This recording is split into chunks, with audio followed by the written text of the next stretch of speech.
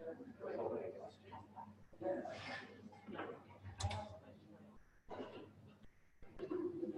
everyone. Good morning. Welcome to our first meeting. Oh, I was supposed to use the mic. Oh, right. Sorry. Hi, Glenn. Hopefully you can hear us. I can. Can you hear me? Yes. Yay. Great. There's a bit of an echo going on, but I think I can make out everything. Okay.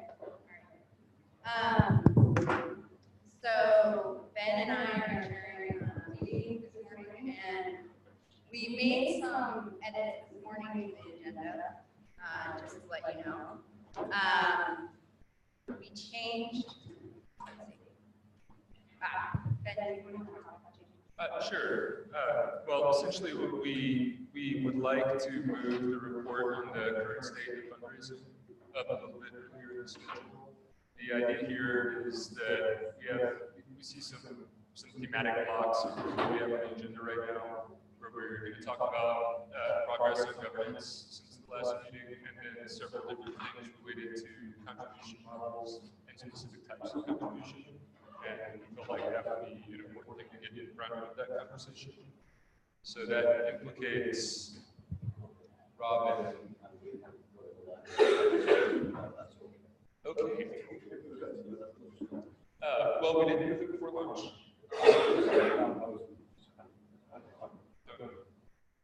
Maybe as a side note, I should just say, please no one panic.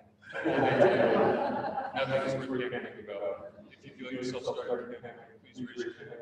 Or post something in the park table on Slack. And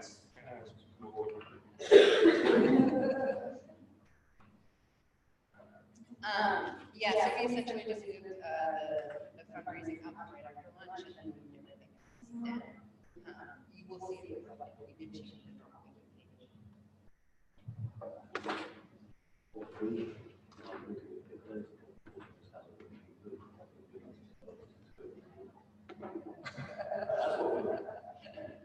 Okay, so we should start with introductions, right?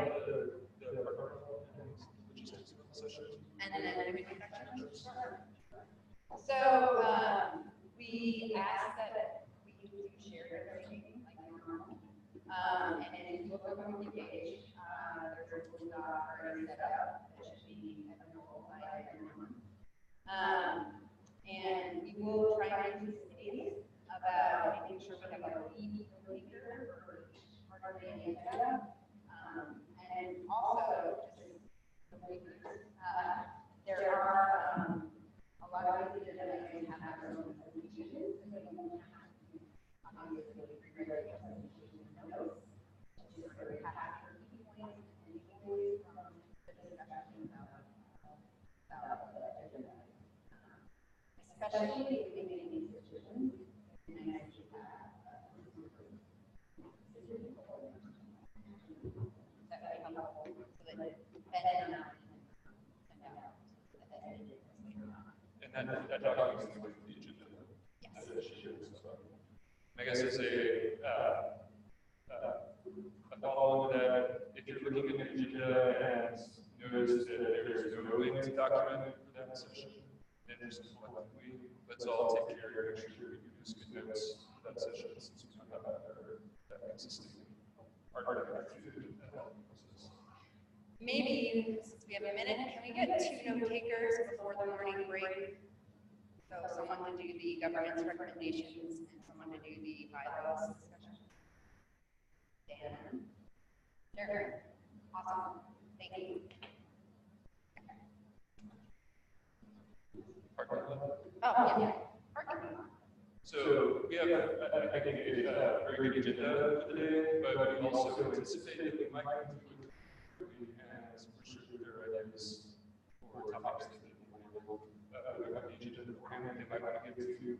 We have another link document there as a parking lot for those ideas, and we'd like to encourage people to have something on like up or sequence seems like more follow on.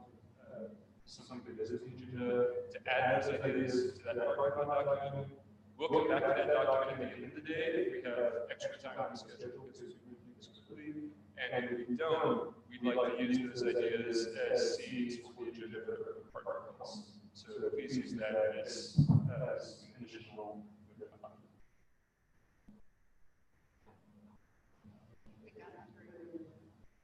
Housekeeping and so introductions. Let's do introductions. But before we start introductions, we should really thank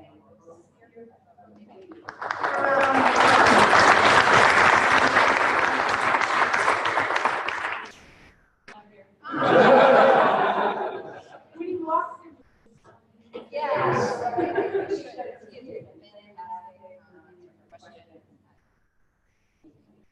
And also, this is Victoria. I forget the woman who set us up. I keep forgetting her name. But thank you.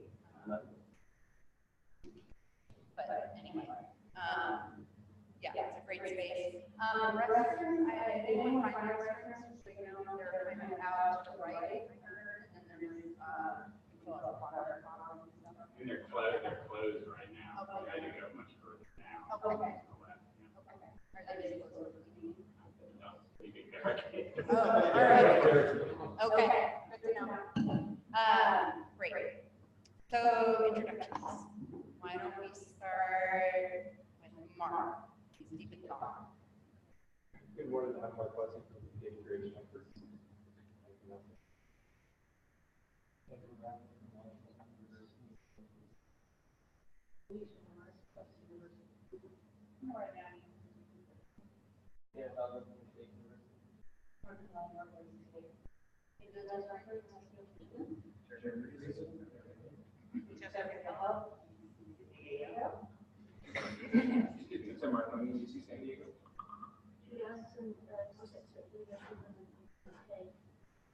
John Dunn, Indiana University.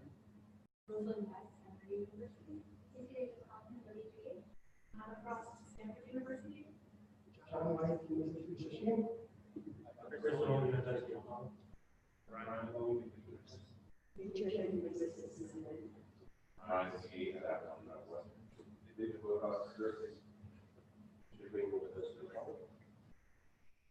Carolyn Casey from Northwestern. Ben Arnold from Columbia. Anthony Coles from Princeton. Tom Johnson. John Nadal, UCSB. Robin,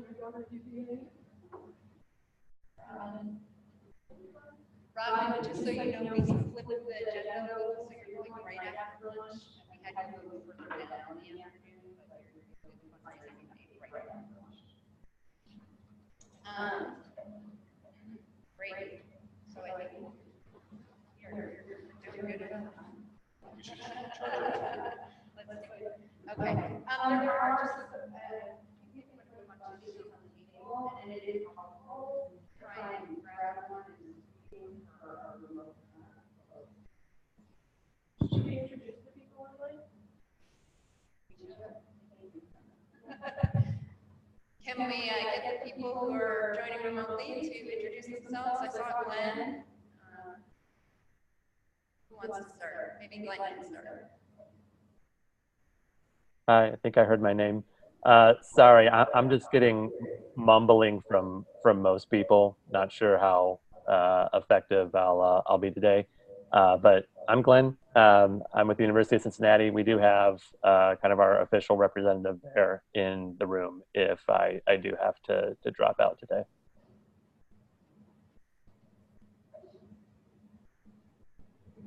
Is there anyone else joining remotely?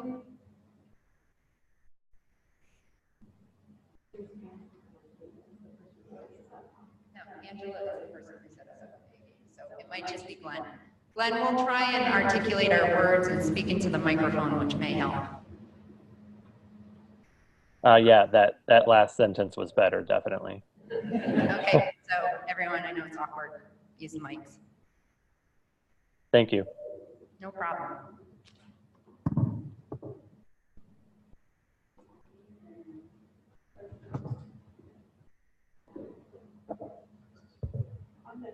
Should we go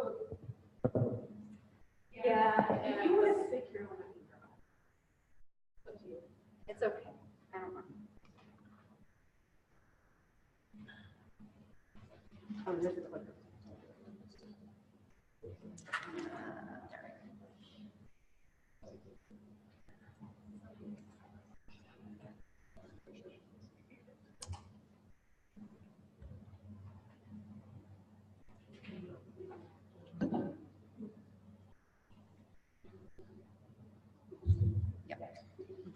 Okay, so the governance working group wanted to provide some updates to the recommendations.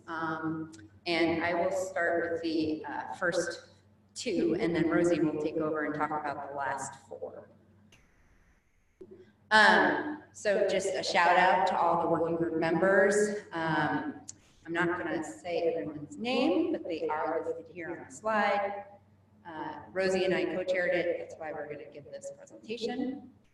So just a quick review of our process.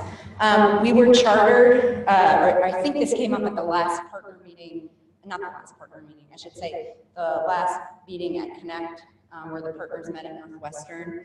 And the idea came up that there should be a formal working group to give some, to create some recommendations based on a lot of the work that there had been done before by an informal group. They weren't a formal working group.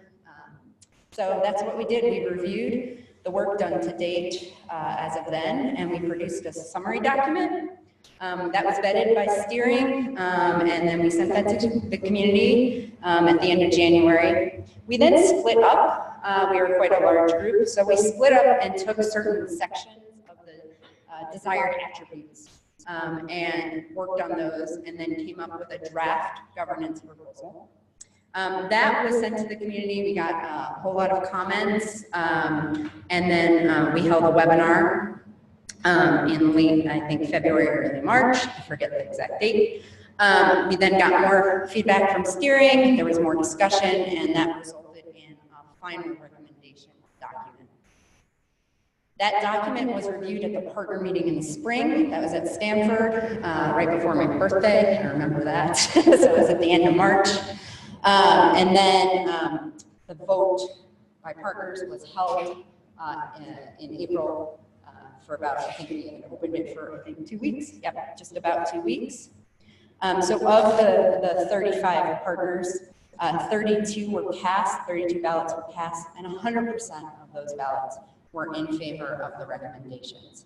We had outlined that for the recommendations to be adopted, we only needed 2/3 of the vote. So yeah. So we, as a working group, completed our work that was set out in the original charter. Thank you, Ryan Steens, for archiving all of the documents that we have, that we made. They're all available on the wiki. And some of the members of the working group did go on to help out with the actual first recommendation, which was electing steering. Yeah, sure. Switch the microphone so there's not that echo anymore. Oh, awesome. Thank you.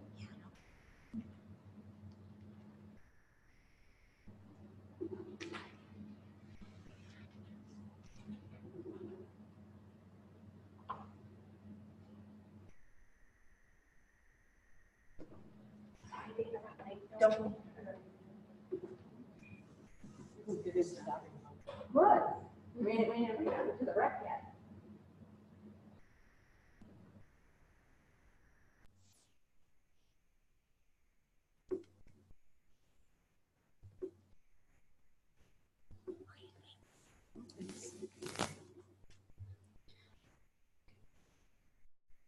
Okay, so if you remember, I'm sure everyone remembers, the first recommendation was that steering will become an elected body from partners. We outlined that there would be 9 representatives from partners, and this was something that was discussed a lot, not more than 1 representative from any given partner at a time.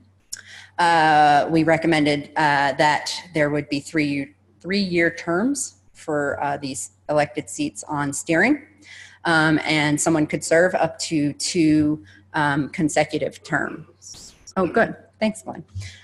If someone reached their term limit, they have to wait 3 years before running again. Samvera, this was a recommendation, but when and if Samvera gets staff, they will sit on steering, but as non-voting members. We outlined how this would all happen in the recs. So 3 current steering members would rotate off this year, and they did. 3 members next year, and 3 members the year after that. And that was to really preserve the sort of institutional memory knowledge that our current steering members have. Yep, so we said that the working group would handle elections in the summer of 2018. The community manager, should we have that staff person for Samvera, would do the later elections. So not the whole working group didn't handle elections. It really was, I think, Mark and Ryan, our community manager. Thanks, Ryan.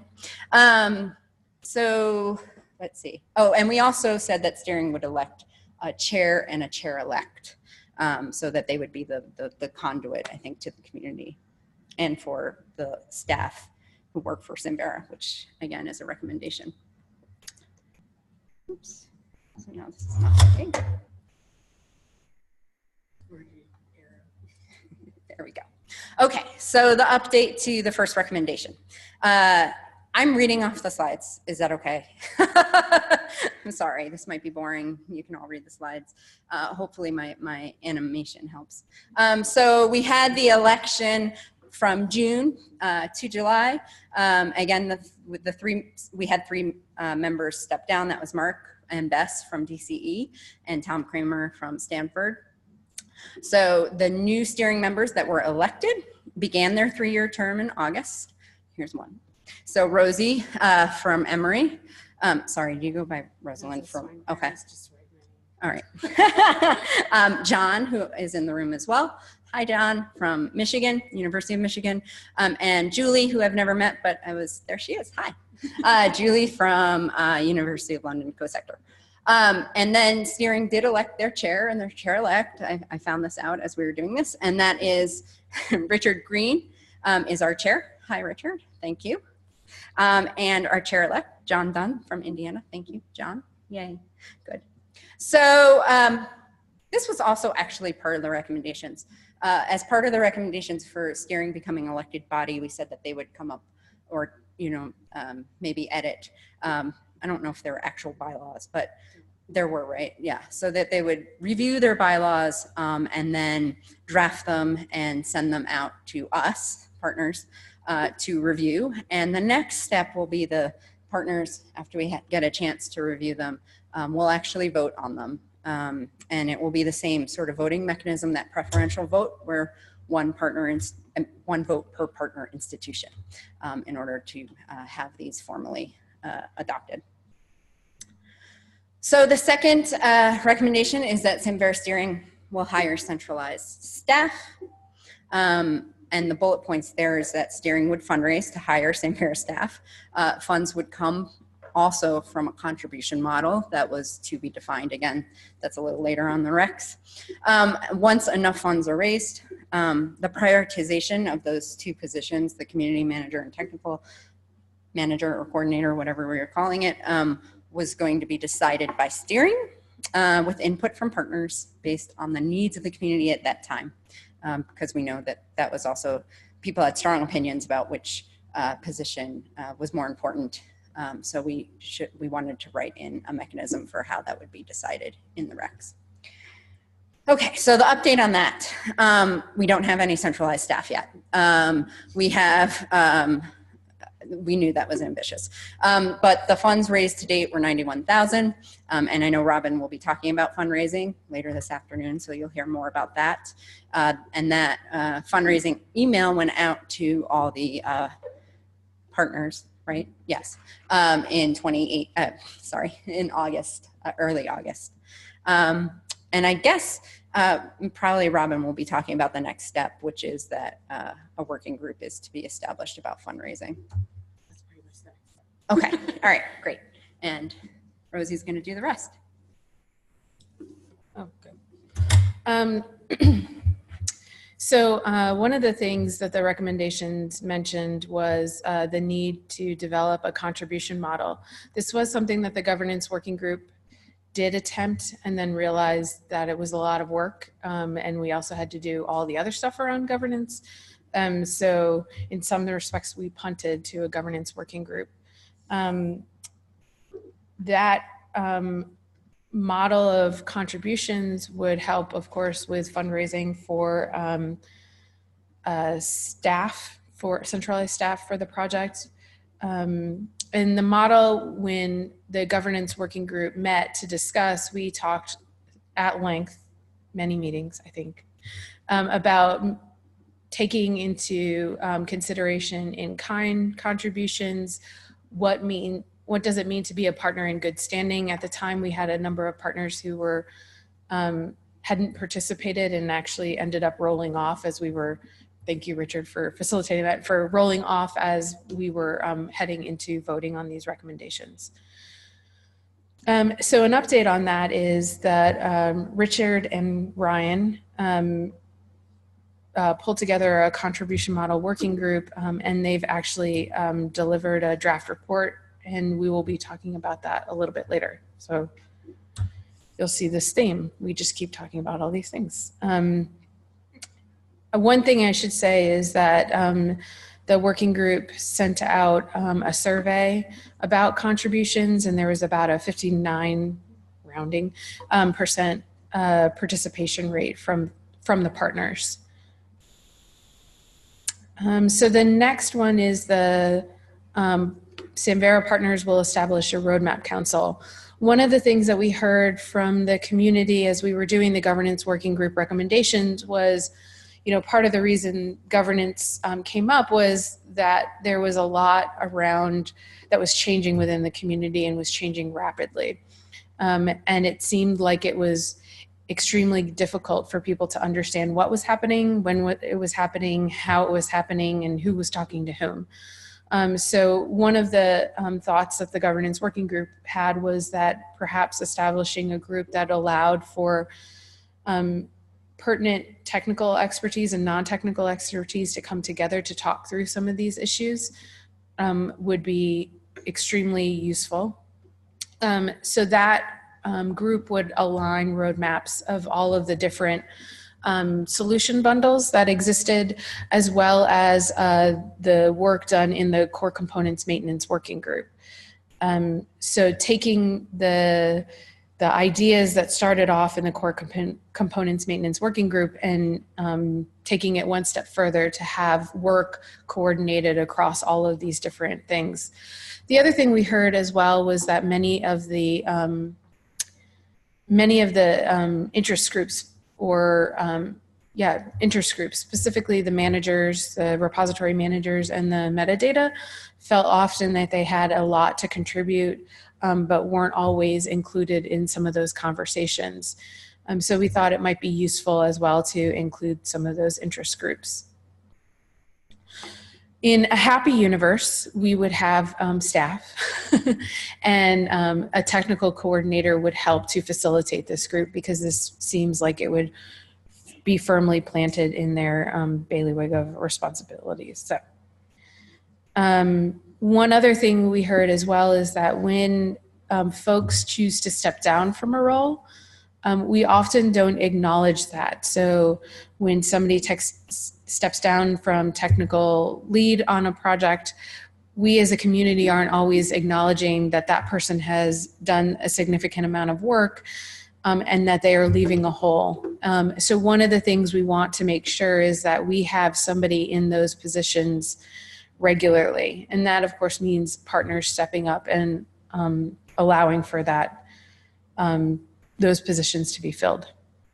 So Mark Bussey and I, which we'll talk about later, pulled together a charter for the Roadmap Council and identified members. And the members have met last week to review the charter.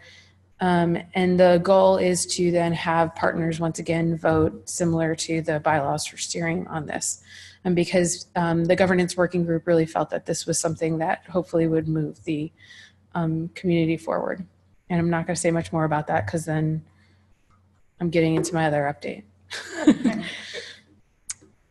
So the next is steering will update bylaws, which is the community framework.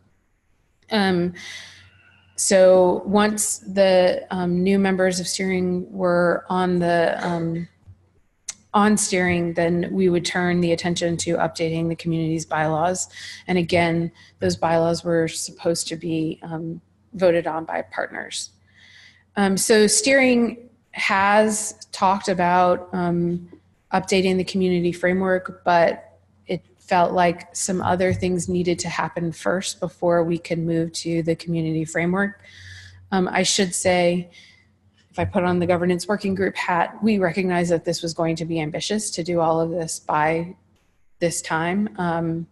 So it's not surprising that this is one of the last recommendations that we had. It's in numerological order based on what we thought timeline-wise would need to happen when. So that's something that steering will be working on, I think, tomorrow, Wednesday. I think we're going to talk about it Wednesday. And then the last thing is assessing governance, these recommendations. So are these recommendations working for the community? Are there things that the community doesn't like about it, would like to see changed, all of that happy stuff? Nothing has happened on that because nothing could, because we're going to wait till 2019 to do that. So that's the governance recommendations and their updates in a nutshell. Are there any questions?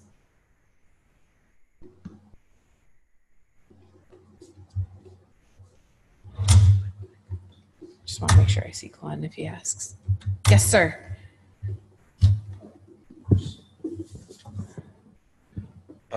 I'm slightly surprised, Rosie. Can you just backtrack about 3 slides to the one that says number 5, steering will update bylaws? This one? Yes, thank you.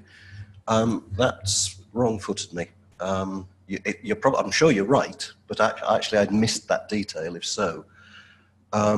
If we're going to rewrite the bylaws and have the partners vote on them, that's the bit that got me, whether there was a vote. What are we going to do about updating the wiki, particularly in the meanwhile? Because at the moment, it paints a completely wrong picture of the community as it's now emerging. And I would like to correct that as soon as possible.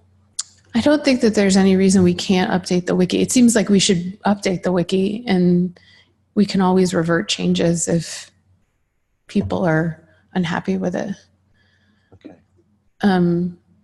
But yeah, I mean, I think the bylaws have to be updated. I mean, we already knew that, right? Like They've never existed in a formal way well, before. the community framework, sorry.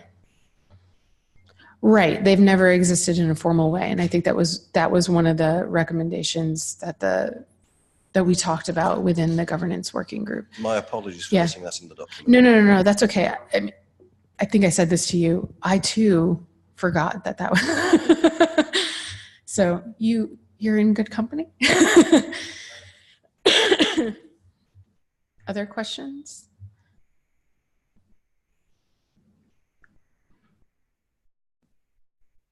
Awesome. If we finish early, do we get longer break? Possibly. We'll see how it goes. Okay.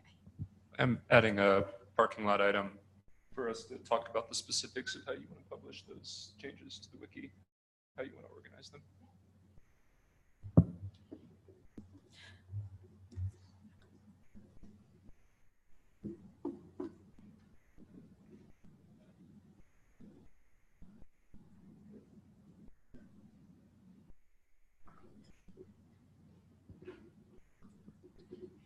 If there are no further questions, Richard, can we move on to your presentation?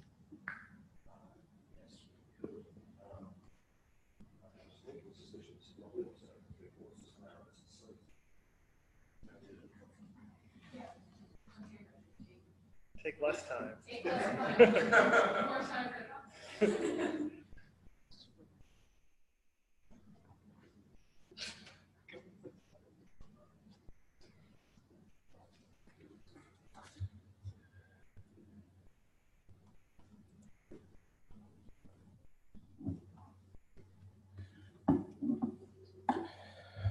Okay, well, as we've just heard, steering was asked to produce a new set of bylaws once it had been reconstituted by the votes in the summer. We did have bylaws before. Some of you may even have read them. Some of steering may even have read them. And what follows here is essentially a modification of those with a few tweaks that came out of the governance working group. What I propose to do, if it's okay with you, is just to whiz through them, and then having given you sort of an overview of them, to start again at the beginning if you like, and then if you want to unpick them one by one, that would be fine. Sounds good. Yeah.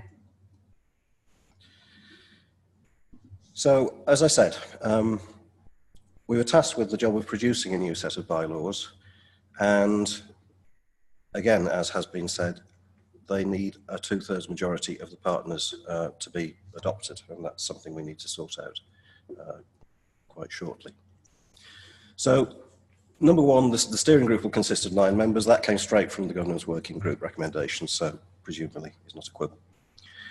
The voting members of the Samvera working group shall be individuals supported by a partner institution, so it can only be people from partners on steering.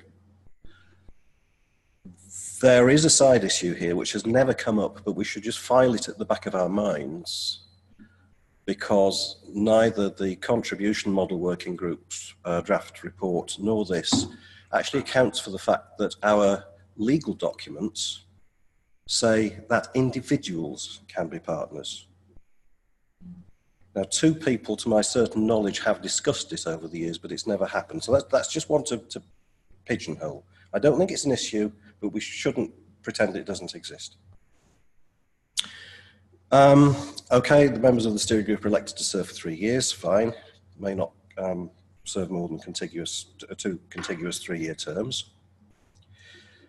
Elections shall be held each fall for 3 of the 9 seats in rotation. Again, that's been explained to you. What wasn't mentioned in the previous presentation is that before we will allow a name to go to the vote, we're proposing that the person should be able to reassure this community of the explicit support of the home institution. Because there are implications, not just a few hours from their desk at work, but as we'll see later on, there's a suggestion that there should be at least 1 face-to-face meeting of steering a year, a dedicated meeting. So there are travel costs, for instance, associated with that. So we need the support back home, as it were. Number 5 is straight out of the old bylaws, that it would be our intention as a steering group that for most things we just operate by consensus. But in the event that we do have a serious disagreement, and again, I think in the time that steering has existed, it's never actually happened. But in that case, it will work by majority rule.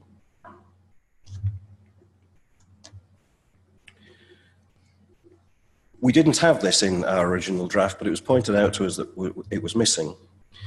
That there needs to be a mechanism for resignation.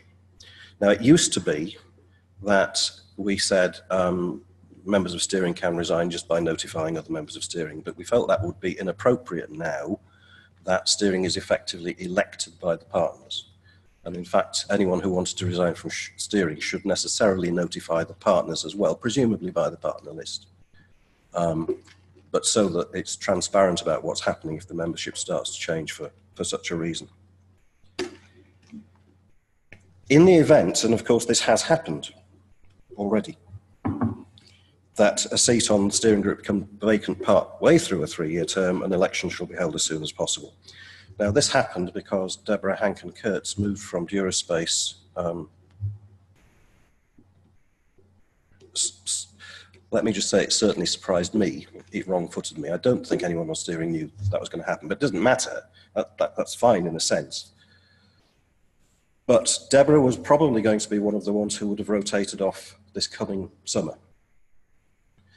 So we had a little conundrum to solve, which was, do we have an election and say to whoever gets elected, well, yeah, sorry, but it's only for 7 months and then you're going to have to stand again.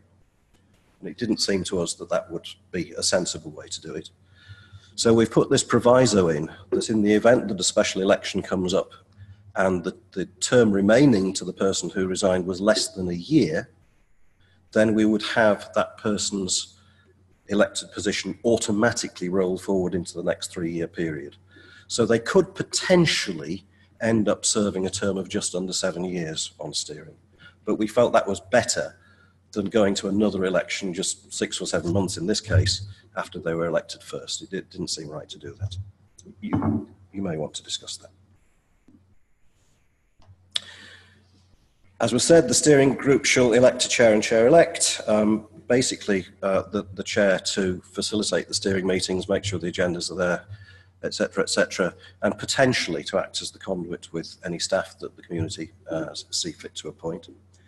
But also a chair-elect with the very clear intention that those two people will work together and the chair-elect automatically succeeds to the chair when the first person is no longer on steering. So my thanks, just in passing, to the steering group for electing me chair while I was on vacation. And thanks for John to agreeing to fill the chair-elect place with me. Number 9, again, was mentioned in the previous presentation.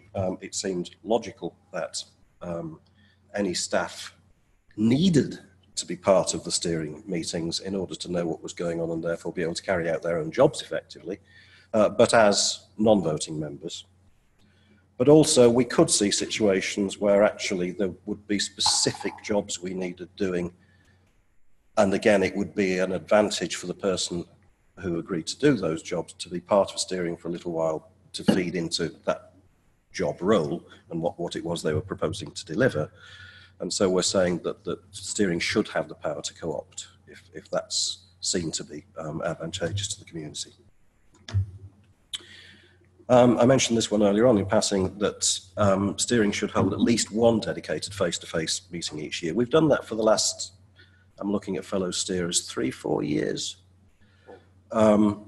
Generally one side or the other of the Christmas break, generally in January, but one of them was certainly in December.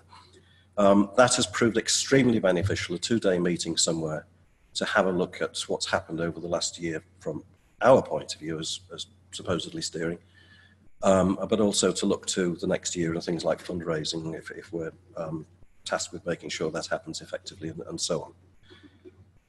But then, as now, to meet once a month online. We do that on the 4th Friday of the month normally. Number 11 is worthy of a little talking about. The recommendations from the working group said that in producing the new bylaws, the bylaws should set out what was in scope for steering. I think it also said, looking at Rosalind and Carolyn, that it should set out what's out of scope. And frankly, we thought that's no.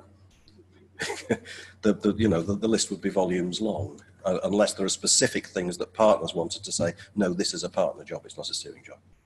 We did, though, think that we should describe what steering's job was and what was essentially in scope, but we didn't feel that the bylaws was actually the place to do it explicitly, because then you get a long document which is going to potentially require editing quite frequently.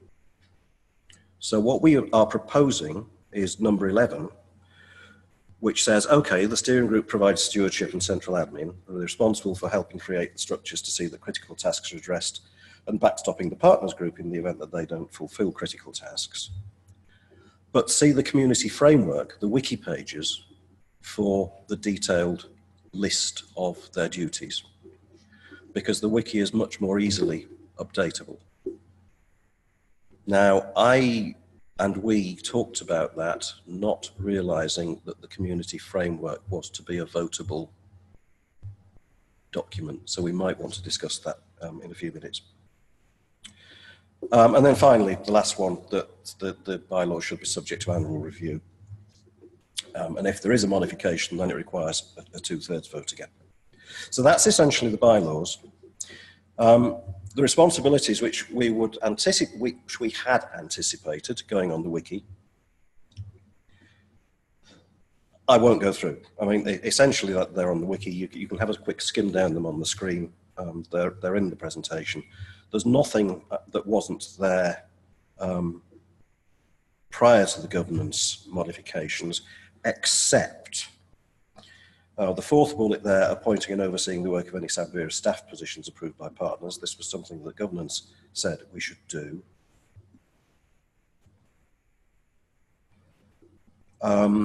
Second bullet on that page, initiating working groups to review or update the governance structure as required by the bylaws. So if we feel that there is something that needs doing year on year, then making sure there's a group set up to do that. John, I think, one of our new members, asked the question very wisely. We have a code of conduct and an anti-harassment policy. Is anyone actually in charge of them? Do they get reviewed? They get reviewed well, in my experience, they get it reviewed every year before Connect. But there isn't a formal process for it. So we suggested that it should be part of steering responsibility to make sure that happens. Yeah. And the only other one, which is addition, is near the bottom there, ensuring appropriate management of the Samvera brand and official community communications. That was there. I think we've tweaked the wording very slightly. And we'll be talking later on about what the marketing working group has done. But as we move forward into what I think we're all hoping, I don't want this to sound pejorative, as I think we're all hoping to move forward into a slightly more professional framework, not to suggest we weren't. But branding and protecting your branding and active marketing, if we want to expand as a community, becomes an issue that we've talked about many a time in partner meetings. We've never actually taken that particular bull by the horns before. And we rather think it's time that that was done. And we would like steering to add to its responsibilities, making sure that it is being done. I mean, the very fact that we're standing here, or in my case, sitting here in your case, as the Samvera community, Samvera partners, rather than Hydra ones, you can put down directly to the fact that we started looking at marketing and branding and got into trouble with the trademark. So, you know, it's not something you can leave to chance. So, I'll come back to the first bullet in a second. Essentially, are these acceptable? A thing that concerned me, and I've talked to a couple of people about it, we might have a solution. How and when should we arrange a vote?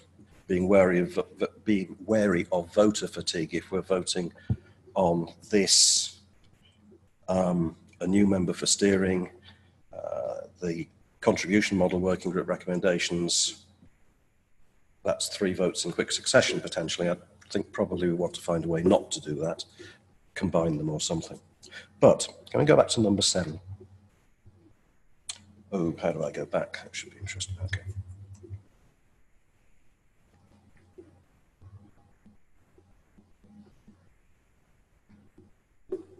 Seven or 2?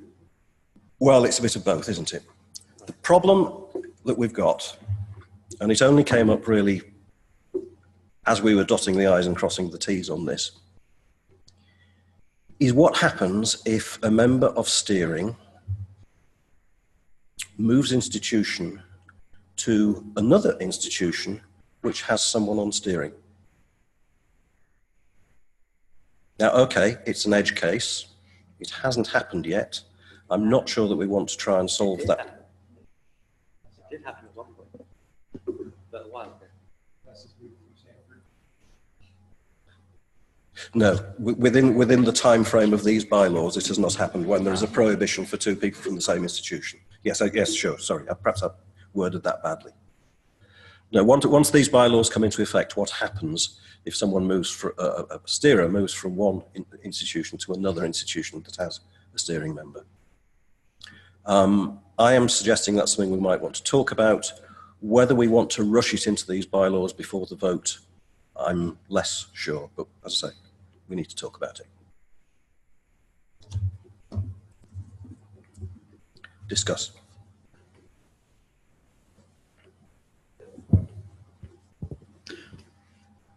I suppose that hinges on the thinking behind only having one representative from each partner. If we think that it's unacceptable to have two members from one partner at any time, then I suppose one of them would need to step down. And I suppose those two people and the institution could decide that amongst themselves. I don't know that the bylaws would need to specify that. It could be that the limited terms would already satisfy that requirement, and they would, one or both of them would be rotating off at some point, and it might be fine.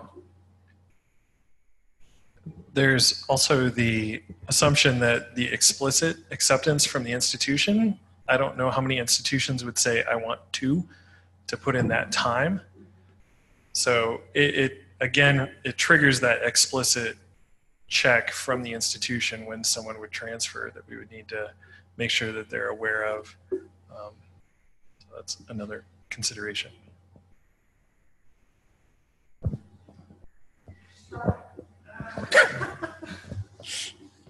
I was just going to largely echo the second half of Esme's, which is that it seems with the current rotational schedule that this would be self-correcting within the end of a term.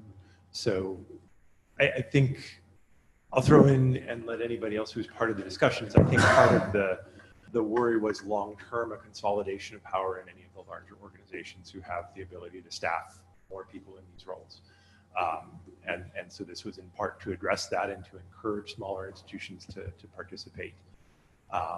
So I think the fact that they're sort of 2 and 7 combined to automatically self-correct in my mind.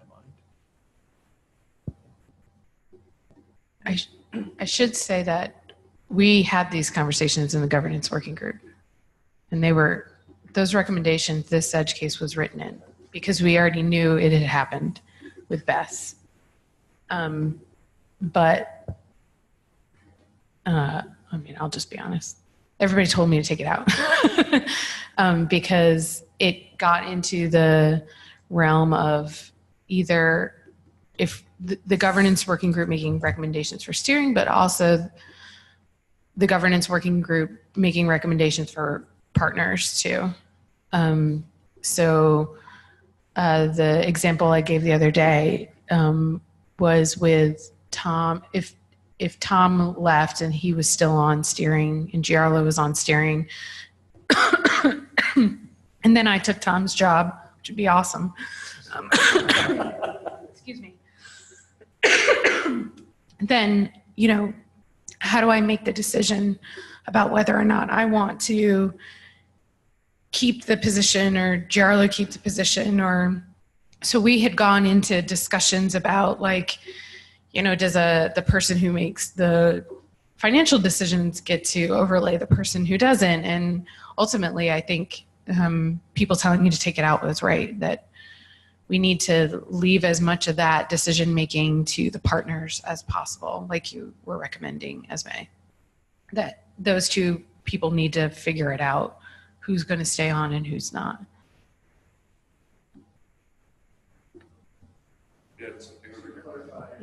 Yeah. To the partner institution. Okay. Sorry. Yes. I was going to. But what I'm hearing, I just want to make sure I've got this right, is that you would like the principle that there should not be two people from one institution on steering to stand, and they would need to sort it out. Yes. I mean, that it was a conversation we had, we give them I think one of the things we talked about, and I'm looking at Carolyn and Mark, was giving them a period of time to figure that out, right? But yeah. I was just going to say that it sort of speaks to the point of, is it the person who is on steering? Yes. Or is it the institution? We've always been very clear on steering, and people on steering have said this in partner meetings in the past, that we have always said among ourselves, it's the people. Because in the days when steering actually appointed new members for whatever reason, it was always done on the basis that that person could offer something to steering that it needed, not the institution. And we only discussed it very briefly on a steering call the other week, but I think our view was that that was right still. Well, then that conflicts, because if it's the person and the person is moving the institution, moving to another institution, then the person. So is the there, one who's I should say that this is an issue that has happened in other organizations too. The individual gets elected from within the community, and then they change institutions or they leave entirely. So this actually happened with UC San Diego and Fedora. Declan Fleming was on steering. He moved his position to another part of the organization. And I, in a Fedora steering meeting, John can attest to it, said, oh, so does that mean Tim or Roger get to step up and take his role? No, it was voted on by humans. He left the institution, therefore, or not, he left the library and therefore no longer can represent the library's in relationship to Fedora, so we just have a vacant position. So it is possible to do it. Hello. So when I left York, my role on the Fedora leadership group didn't go to someone else at York. It just went because I moved to an institution that weren't a Fedora subscriber, which I think is the right thing. So I think that if someone leaves an institution, that institution doesn't then get to put another member on without going through the process. If someone moves to an institution that the institution that the person moves to have to be willing to support that person in staying on steering. So I think those two things are fine. Regarding the issue of if you move to an institution where there are two people on steering, I think essentially there are two approaches. One, that institution decides on one of them to leave, or you see out your term and then you can't do then another term and we get someone else. And I think either of those is fairly sensible. Perhaps we could vote on that. The one outcome of that, though, is that you could have two people from the same institution on steering for up to 3 years. But I think that's perhaps a question for this group to say whether they're happy. This is with why that we're or raising not. it. Yes, Yeah, this is exactly why we're raising it. So it's. I think to me it comes down to one or the other. Either the institution decides who will remain, or both stay on to the end of the term. The third possibility would be that you would decide at the next election, if we want to split the difference. And we have one, I think we have one more edge case, which is, it actually happened in the Fedora community where we had someone on steering who left and went to another unaffiliated higher education. And in that case, we decided to keep that person on until the term was finished. We haven't had that in the Samvera group, I don't think. But we need to think about that. I think just, Mark, I'm sorry to get in front of you and I want you to be next, but just to clarify that, because I was going to raise a similar point, in bylaw 2, supporting their participation by a Samvera partner institution, I think that edge case is important. If someone moves to another related institution, it may be a community member that agrees to support that person in their travel obligations, their other meeting obligations, then I think it is at least worth considering that that person should be allowed to fulfill their term, at least as probably a useful transition strategy to the steering group. Yeah, I also want to jump off of that because that actually happened in an Ex Libris group recently. Somebody left and went to a different institution, so they had to get their institution's buy-in for that. So I think there are lots of other models out there where, yeah. Mark, you've been very patient, so. That's all right. I think, so my main point was going to be, we've already called out all these edge cases. And I think in my mind, the conversation is strongly anchored differently in my head if there are 3 months remaining in the term versus if there are more than 24, it feels to me like the kind of situation that merits a conversation. I've been spending lots of time with an Agile coach lately, and there are certain things that just need to have a discussion on them. And I think there are so many circumstances about the move. Are they moving from a partner to a partner institution? Are they moving from a partner to a non-partner? Or is the partner somebody who already has someone on steering? There's all those questions that I think we could set the rubric up for, or we could assume that we can't predict actually all of the permutations and combinations, and maybe we find a way to articulate what our goals are out of the outcomes and have a discussion when such changes happen. I might also add the work that has been going on with the contribution model working group. The more fundraising you do and the more firmly defined you have your modes of contribution, and the greater those contributions are, I think it will start to become naive to think that people don't vote for steering group representation based on institutions, or at least categories of institution. And I think that's something that you might subsequently anticipate.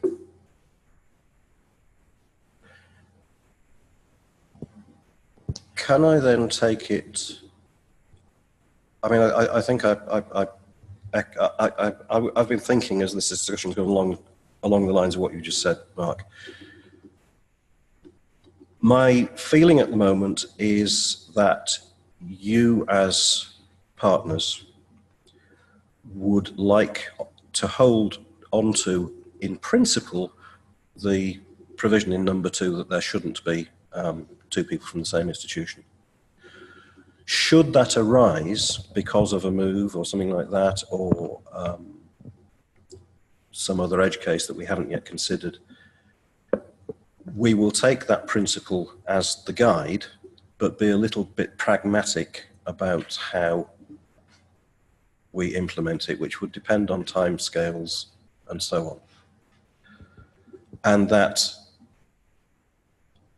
the bylaws as they stand, the wording as it stands, could be accepted with partners understanding that there are going to be edge cases and they will be dealt with as they come up. That sounds very good to me. And I think combining that with reviewing the bylaws annually, so that if there are any edge cases, especially ones that have a contentious resolution, we could just take the opportunity every year to add anything new that came up. If there were new situations that called for a more explicit proviso. Yeah. And I was going to say, related to voting in general, and the voting fatigue, which I think is a real issue, just getting in the habit of having a single vote every year that was all of the binding partner votes might be a good idea. So it's not, oh, there's one in January and oh, there's one in July, but just every year there's a vote, and it's all of the steering votes that need to happen and the bylaws and anything else that needs to happen.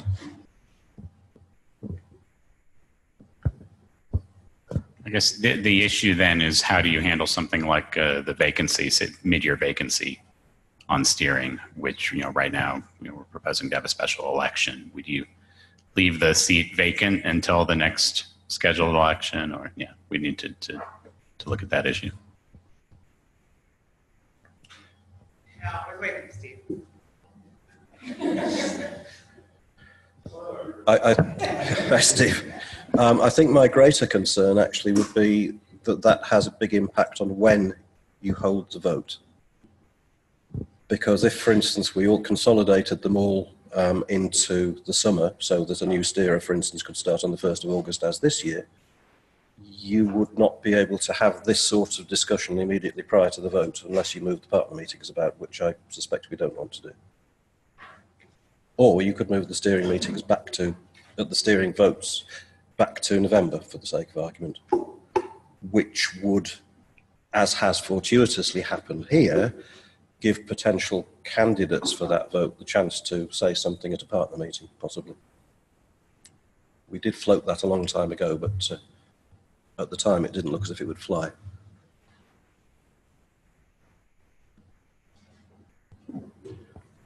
So can we just, I've seen lots of nods and a few thumbs up. Can we be clear for the notes that we're saying these bylaws as they stand are fine and can go to a vote with full partners? Because sadly, there are not enough people in the room to get a 2/3 majority by doing it here. That would be my first question. Is that the case? These bylaws can go? My only reservation is in the second proposal that supported in their participation by their employing institution, not requiring the institution to be a partner, since that particular edge case seems somewhat likely to me. Sorry, you're saying a steerer moves to a non-partner. That's right. Yeah, well, let's be pragmatic. Well, let's see what happens. Because as we're saying, that may, you know, if it's a question of doing something for 6 months, why would you? We'll take that on the nose if and when, would be my suggestion. Okay, and the second question, picking up on Esme's point, and we may want to put this in the parking lot for discussion later, Carolyn's nodding, is whether in fact, if we're going to consolidate all these votes, the vote might better be held subsequent to the partner meeting in the fall. So I see the advantage to having, I'm wondering if perhaps we want to have a separate steering election from other matters. We know it is very predictable that steering elections are going to happen every year in a very predictable cycle. The other things that we might need to vote on aren't perhaps as predictable and might be better held after a meeting like this than before a meeting like this. So I think there's another option rather than a separate vote for everything and one vote for everything, a vote for steering and other positions separate from all of the policy and procedure changes. That might be a way to allow people to have time to discuss, but yet have new people in place for meetings like this. Just a thought. Can we parking lot it and come back to it when we've thought about it for a while? It's on the parking lot. Thank you. We have any, so you had to clarify, are we going forward with these as recommended, acknowledging kind of the holes in the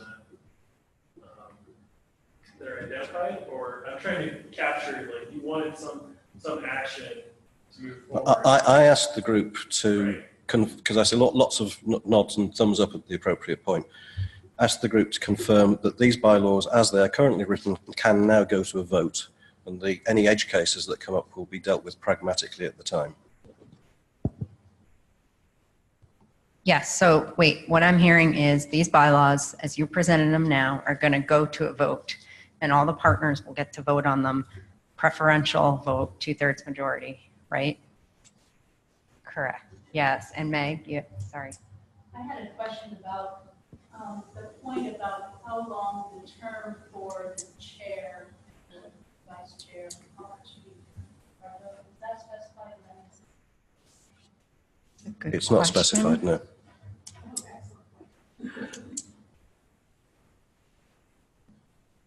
Actually, Rosie, I do think we outlined that in the actual recommendation document. I think we said it's a year. Yeah. Put them in the bylaws. I'm pretty sure in the document we said a year and then 1 year for the chair, and then the chair-elect steps in year 2. Okay. But can someone confirm that in the final recs? Yeah, it doesn't, well, I don't know about the, I'm just looking at the bylaws themselves. I don't think it's certainly not in the bylaws. They do specify the length of term. I think that's the issue that we're talking about, that there's a discrepancy between the governance recommendation. Yeah, I think we probably need to add that to the bylaws as part of number 8.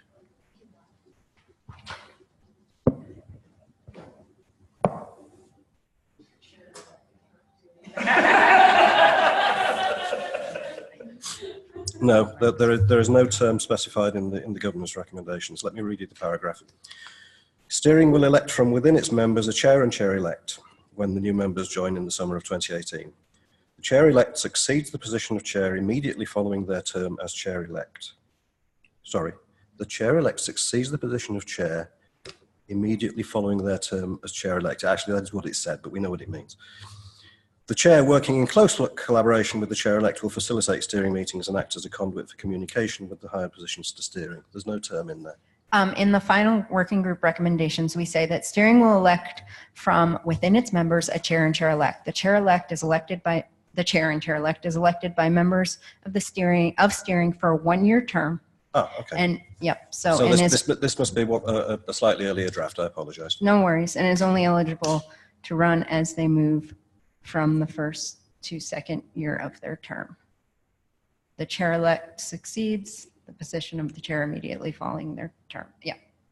So we just need to write in, we just need to reflect that in that particular bylaw, and it can go to a vote. Okay, and are you going to do that? Yeah, sure. Great. Action item assigned to Richard. I did have a quick question myself about the bylaws, Richard. So I really like the pragmatic approach that, should edge cases come up, we have a discussion. My question is, are we going to reflect that in the number 2 bylaw?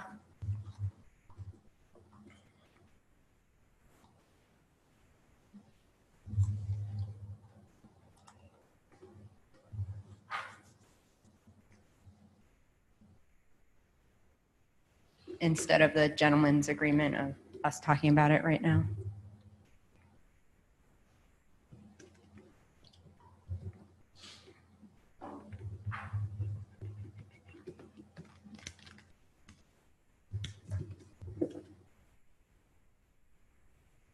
I don't know. Tell me.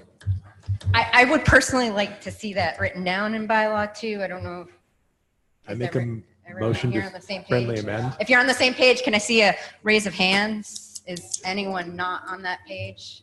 Wait, anyone not on that page? Mark, not on that page? No, I'm on that page. Okay. I was going to move that we add a sentence to Okay. document that.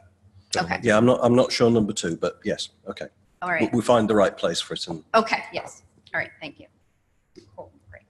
Should we specifically add something to the parking lot for the end of the day for the people who've worked on those 2 working groups to get together at the end of the day, since it seems quite important that we have some partner consensus on putting in the bylaws as they're drafted forward this week? we could certainly tweak these before the end of the day. I'm not sure about the contribution model working group document, which is hugely longer. I mean the governance working group and, well, the people who've worked on this document in the last draft of the governance recommendation. Yes. Yeah, I think Steering. Yeah, steering. It's steering. Okay. so you can just blame it on. All right, we're blaming it on Rosie. Jeremy. All right, as the note taker. So I have Richard Green is updating the bylaws to include the language from governance model regarding chair and chair elect. And then I have that thing that Carolyn just said, which is adding bylaws point number 2, the language about our goals regarding steering member composition and partnering institution, and that needs to be worked on. And action items like a person. So who's doing that? I am. You'll do that too? Okay. Oh, yeah. All right, great. Thanks, Jeremy. Can I ask, given that we talked earlier about the reference to explicit support for people wishing to stand for steering, do we wish to, or do we have a preference for how that would be evidenced? Or is that something we would wish to take as and when it occurs? My understanding, and I'm looking at Ryan because I think he's probably been through this in the last few days, was we just asked the prospective candidates to assure us that they had got this support.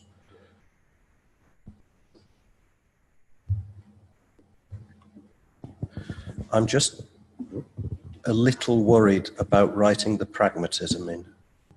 It's very fluffy. I know, the rest of it's so dry and boring. Well, I know, but Okay, let me give it a go over lunchtime, and we'll see what we've got by the end of the afternoon. So we have plenty of time to continue talking because we got through the first 2 items quickly, but if you were in your originally scheduled 45-minute block, we would be getting a 5-minute warning right now. So just so people understand the scope of conversation. Yeah. I was just going I'm to done. suggest that the wording could be something along the lines of steering be the ones to resolve any ambiguities in membership. Oh, I like it. Steering in consultation with partners. Yeah.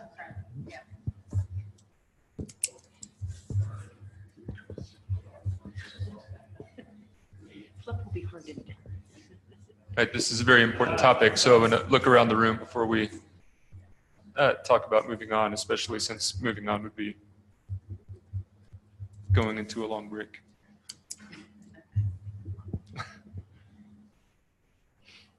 Any other points about this topic? We're 30 minutes ahead of schedule right now. Do we want Awesome. to drag Rosalind in front of the room again? There is no note taker. Oh, right. We have to, let's assign note takers for the rest of the agenda items. Whoa. We're not going to break early. I just. While we work out note takers, Rosalind, will you get a coffee? Oh, I mean,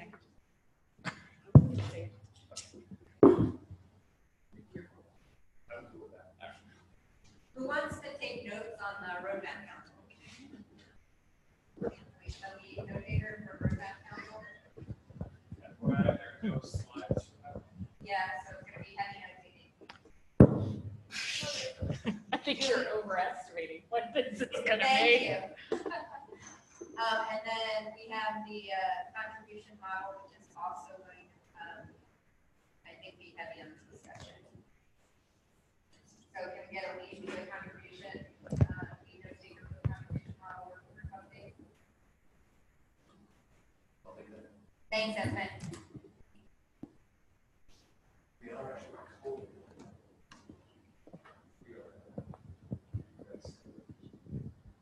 Everyone, we are recording. And I just swore. That was recorded too. So unprofessional. Yeah, so we are recording, just so everyone's aware. Sorry, we did not say that. The point of my question, though, was more to take the pressure off the note takers, because we can always go back to the recording to check detail. It's tedious wading through the recordings. I've done this before, but it's there as a backup. Great. Thanks, Richard. Okay, so we are going to move on, right? And still do the morning break at 10:30. Okay. Let's do it. All right. So we have progress made on the formation of the roadmap. So Mark and I don't have any slides. That's great. You should do that. In the notes. So Mark, Richard had made attempts to identify folks for a roadmap council. I can't remember about how long ago because time flies. For a while. Yeah. So there were some folks who Richard was able to identify. And then Richard had this impending vacation that was going to happen. I don't know why he thought he could go on vacation. So Mark, who had agreed to do some work with Richard and then myself, charged forward.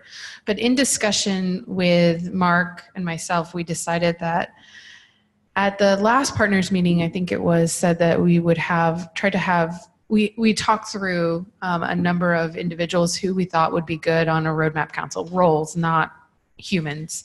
And Mark and I eventually realized that was going to be unwieldy. Like, just imagine the doodle poll with 12 people on it. So we thought that it might be good to reduce the scope of that. You can jump in, Mark. And I have another data point that inflected my thinking about that is that having worked on the components maintenance working group, it seemed like asking that. The problem was that there were 6 participants from that group asked to be sitting on the Roadmap Council. And looking at that, that was just going to be burdensome to the people who were on that group as well. So those 2 led us to think about thinning down. So we ended up landing on product owners from the major solution bundles, the 2 representatives from the core components maintenance working group. Those are Mark and Ben. A representative from the metadata interest group. That is Jen Young from Northwestern. 1 representative from the repository management interest group. That's Nabila, because we volunteer Nabila for a lot of things, folks. And then 1 representative from a Samvera service provider, and Julie is filling that role. For the current solution bundles for Avalon, we have John, Cameron, Hyrax is Steve, and then Haiku is Rob. So we met last week and talked through this charter that Mark and I drafted. And the group agreed that this was a good thing to have. It sounded like, at least from the solution bundles perspective, they had been attempting to do this with their own various groups and by having conversations on the side, and this seemed like a good place for them to all come together and have one big conversation about what it is that they were working through on a regular basis for their roadmaps. They determined to do monthly meetings, and there were no changes, although I admit that I was in and out of this meeting. There were no changes to the charter, unless Mark tells me I'm wrong. So there are no substantive changes. I think the key to point out is the minimized conflicts between roadmaps, that this group, as we discussed our roles, saw more as a communications and clearinghouse body than as a approval body.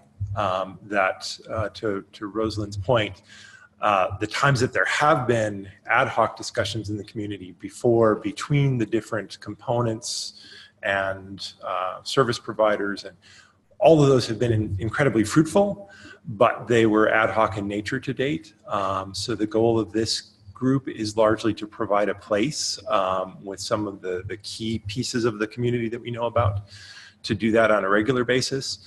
And then the other thing that was called out is one of our first orders of business is to clarify how other people might get into that cycle if they're not already here, though one of the discussions was that if you look at the representation and think about the community sort of hierarchically, many of the other components in the community trickle up through one of these groups.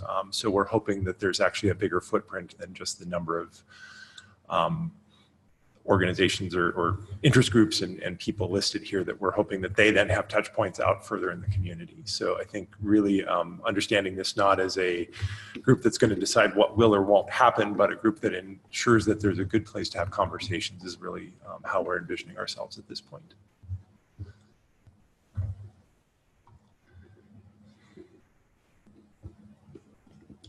Are there any questions?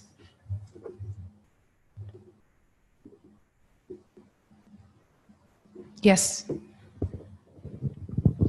I guess I'm wondering about the monthly meetings. Are these envisioned to be closed or open meetings? I don't know that we know yet, and I'm opening that to other people who were on this call. I think that's we're struggling with. We want the discussion to be open, but we also want it to happen regularly and to be manageable. So those are sort of the two tensions. So I think that was one of the key items that landed out of our first round of discussions is how do we make sure that we're making room for the right things to be talked about, and how do we make that a discussion that happens beyond just this group. In other words, we're sort of hoping that what we can do is filter up, hey, here's a big issue coming up that we all need to coordinate. We started here, and how do we broaden that out into a community conversation? Just to clarify, though, some of that is really more a scheduling consideration. It's difficult for me to imagine that group of people suggesting that an interested party from the community ought not to participate in the conversation if they're available.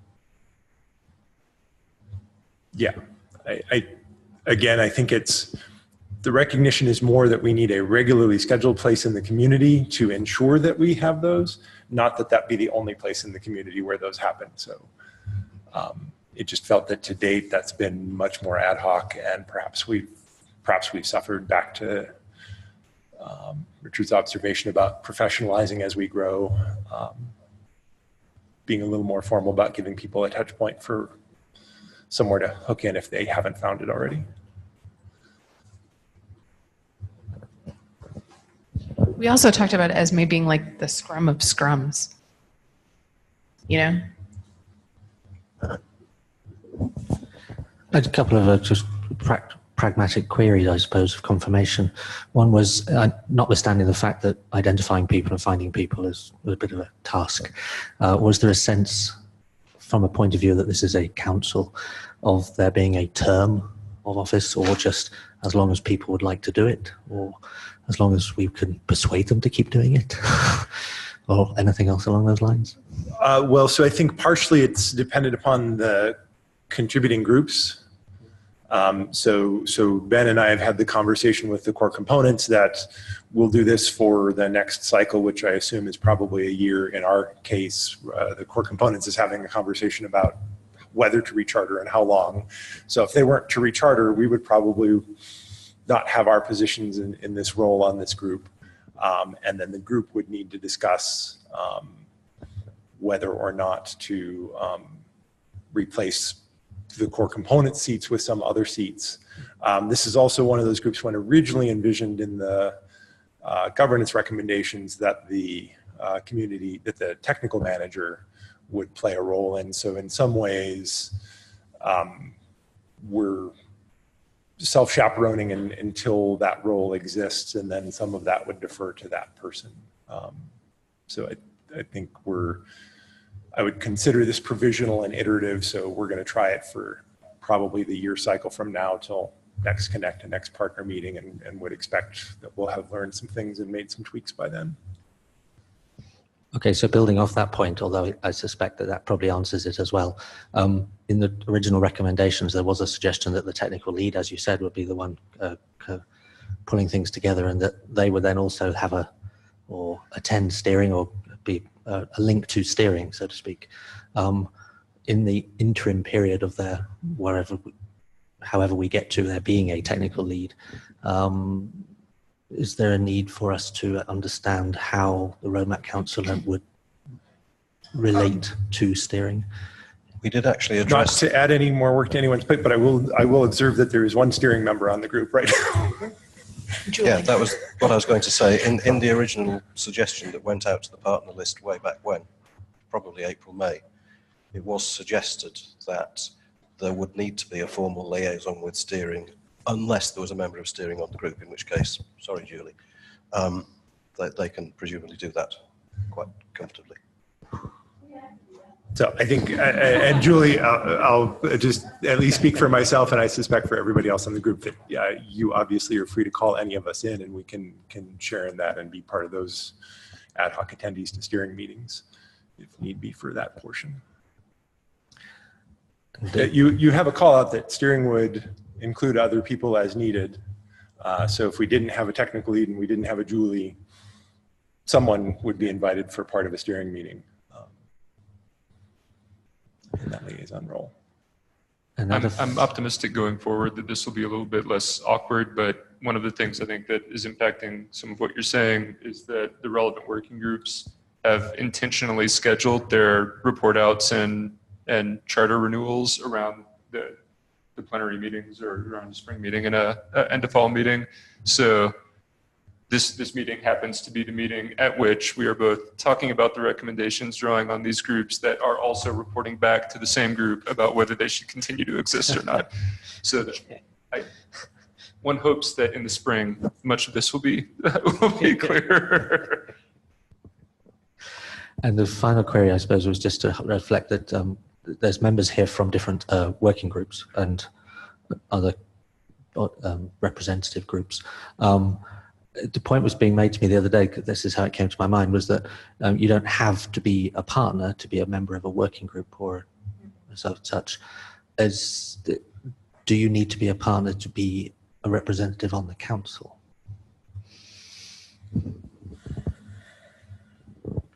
I hope not, because you've got one non-partner there already. Rob Kaufman.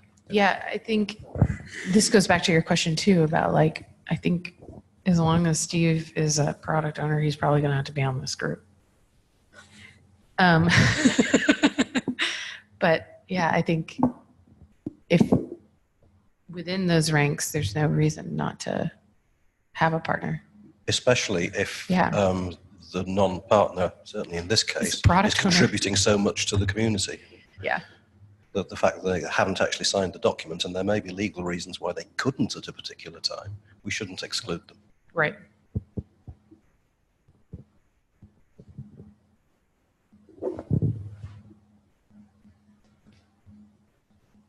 I have a question. We have time for a question, right? Yeah. So I know a lot of this isn't, I know you guys just met with everyone. But we're willing to make things up, so go ahead. Oh, great. Awesome.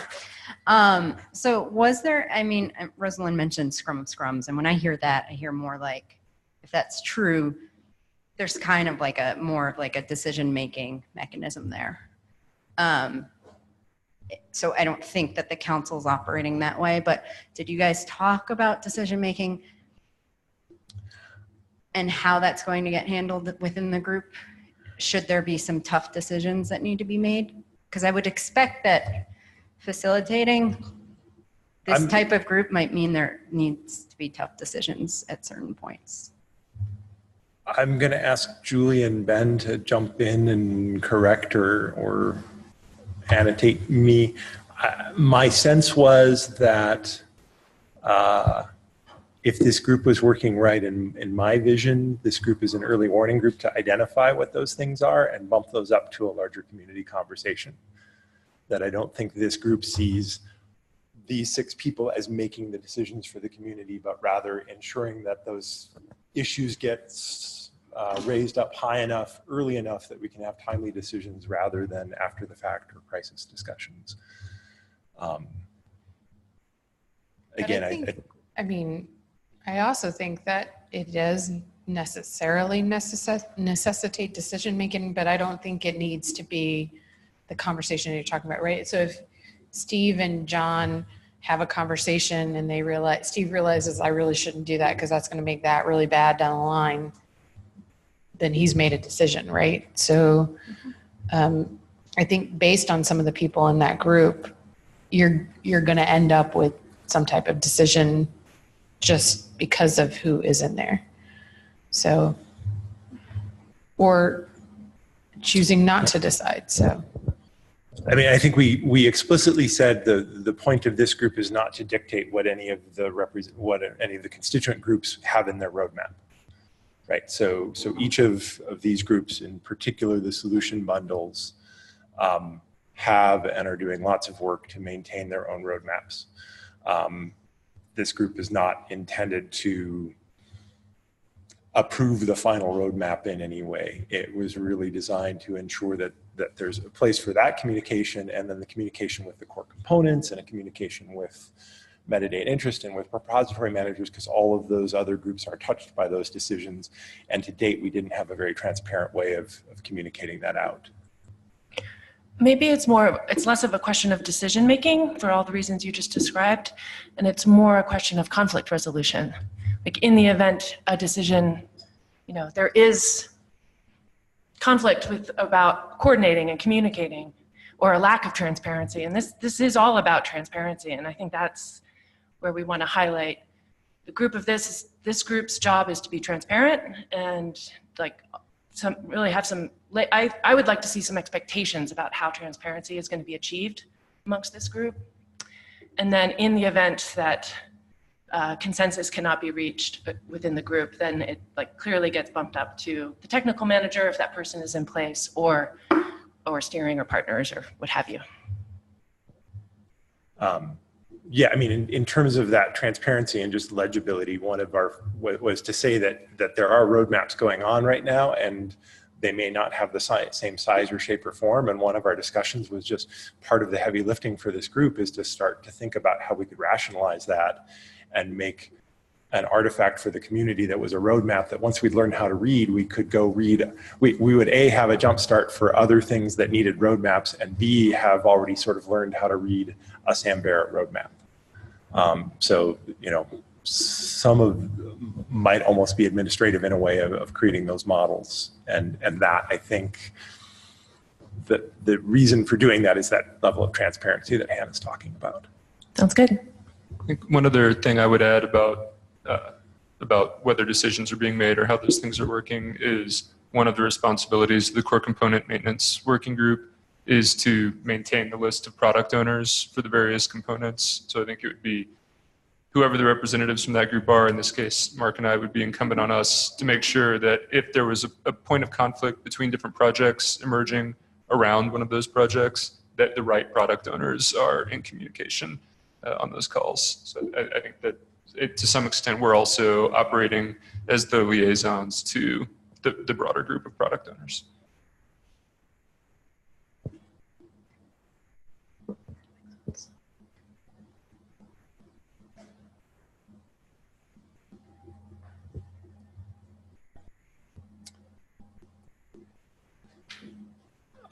So I think to riff on the transparency, we will be maintaining notes and agendas. We're trying to figure out when our first meeting in October, our first monthly meeting will start, which will be sometime yet this month in October.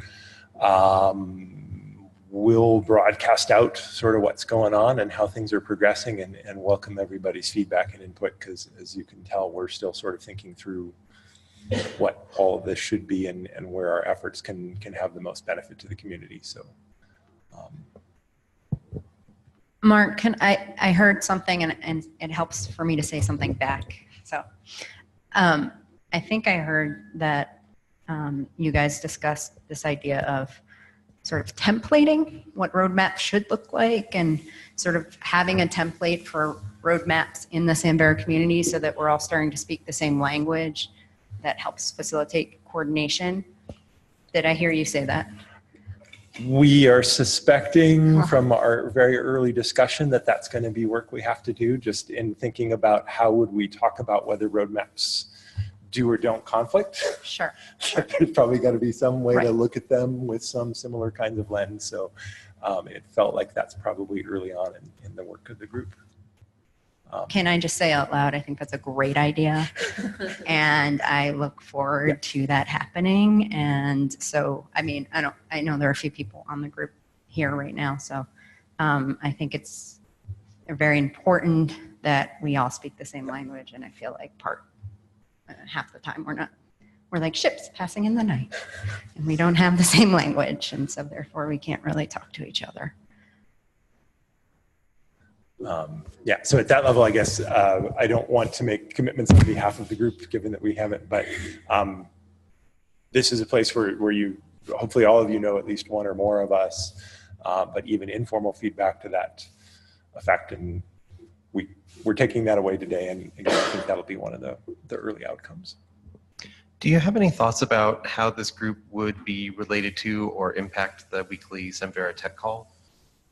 The agenda and participation in that group seems to wax and wane around events and other things, and it sounds like there's maybe a fair amount of overlap in the kinds of discussions that might happen in the sharing of updates and things. So I guess the main question I have is whether the existence of this group might suck some of the oxygen out of that other group and supplant it, or whether you think they really serve different roles. Again, me here riffing, and Rosalind, Julie, Ben jump in and stop me or add. But no, I guess I sort of look at the weekly tech call, if I were to morph this into Agile terms, as being the stand-up of the community. And I look at this as perhaps being sort of the high-level release planning or the backlog plan. I look at this as sort of at the product owner level, and what are the big things that are coming out 6 months from now, and where do we foresee things that we should have conversations. And I look at the tech call as being about things like talking about version dependencies and what are our standards for releasing a new release. So in my head, they're very different kinds of activities. And if it did seem that this was somehow negatively impacting the tech call, I think we're doing it wrong, and I'd love feedback, and we should look at that. We might also observe that this group is chartered by partners and has accountability to partners and will be responsible for deliverables to be discussed at partners meetings. So you might also think of it as the liaison between the partners, the conversations at the partners meetings and the partners that go on the tech calls. Like, I think it would be a mistake to suggest that the tech calls shouldn't happen. To the contrary, I think what I would suggest is that people from this group should be involved in the conversations going on in the tech calls and know when to surface things to partners from them.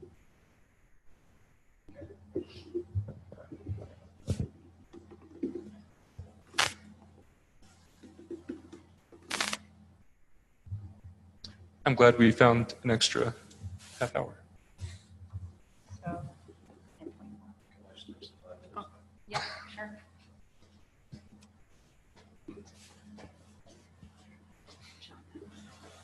Just very quickly while this is all fresh in our minds.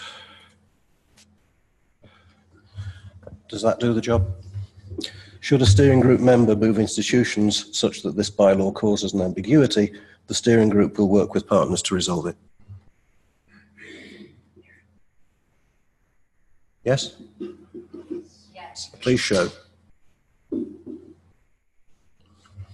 Thank you.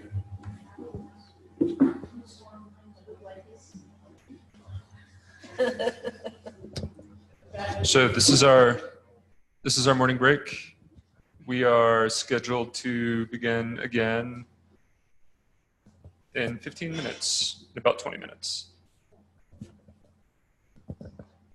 Yeah, and the next one is the contribution model.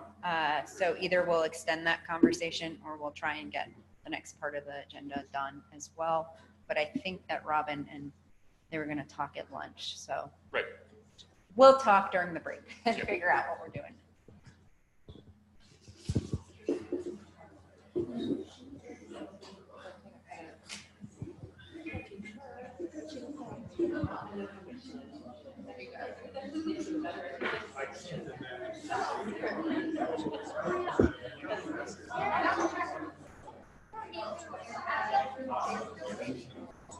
Okay, I know.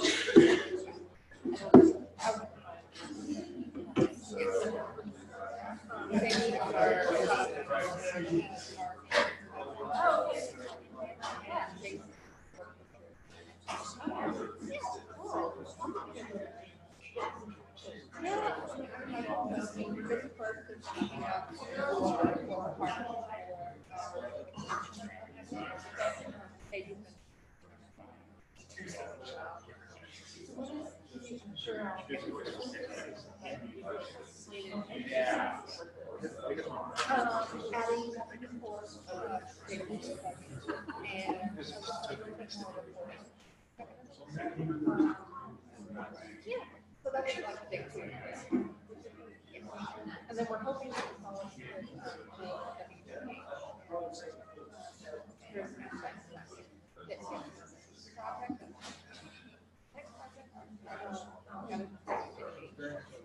take what we do.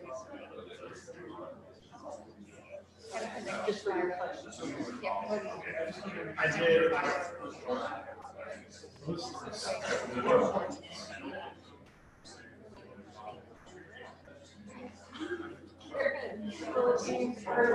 Yes.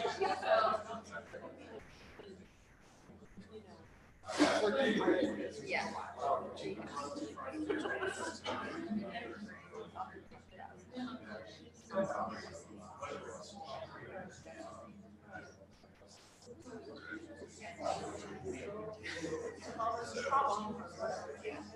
What's pretty challenging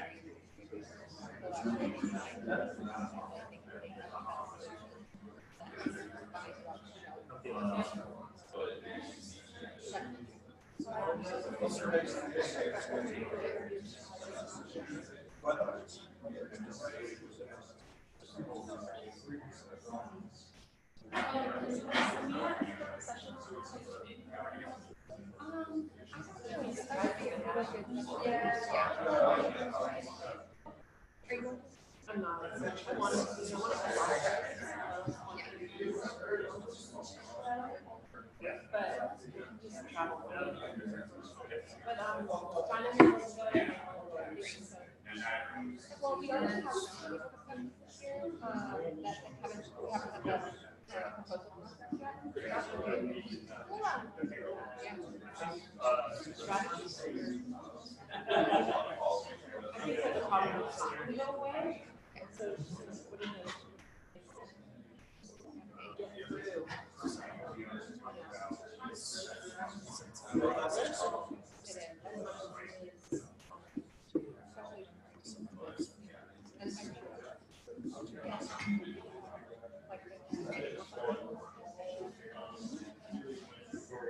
And the level is always very small.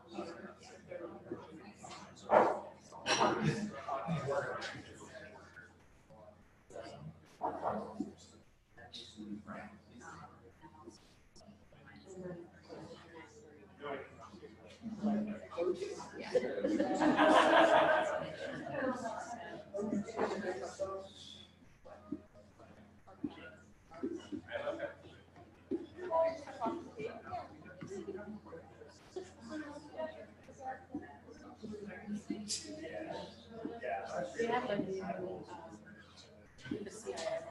It's like the first time in 10 years. And that's in general.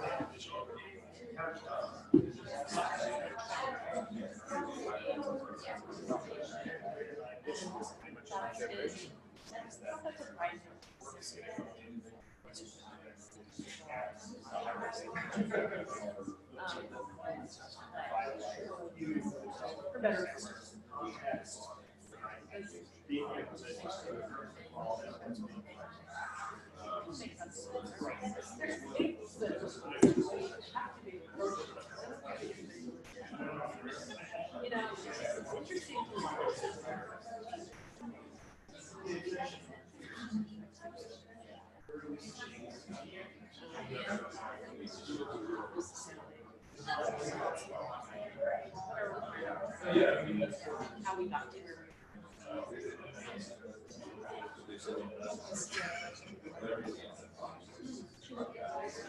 Okay, but they're,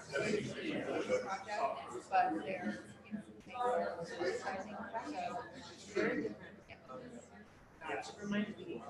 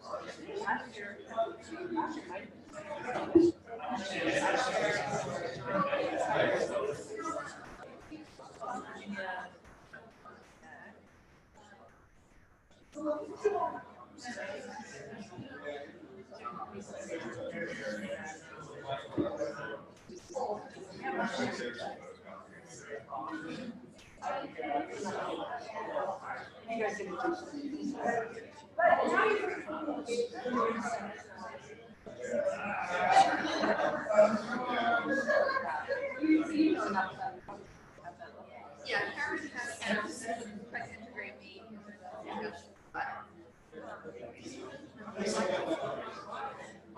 I'm less like I supervise patients and she's the resident health team, but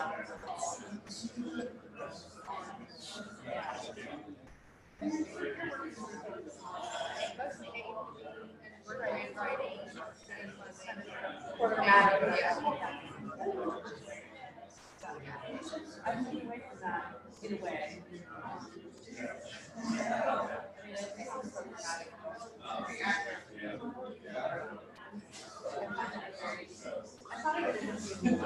Yeah.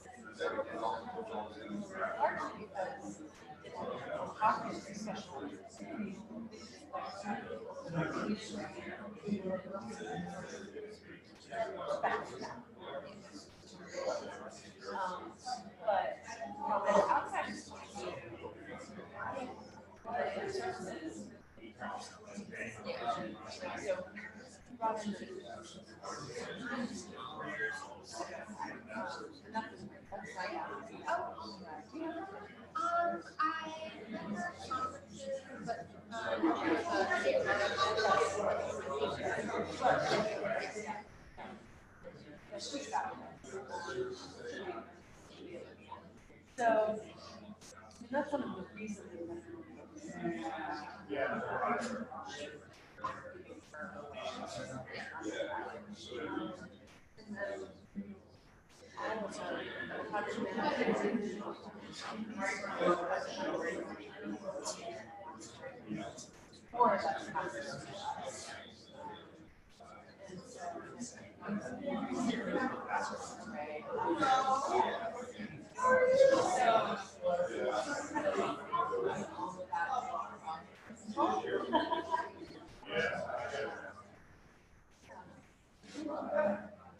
So are you all working on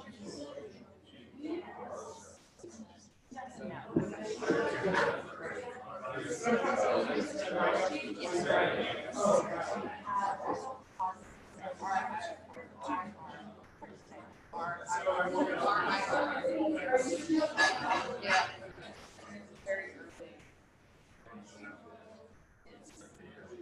Yeah. So that's so active. You're active.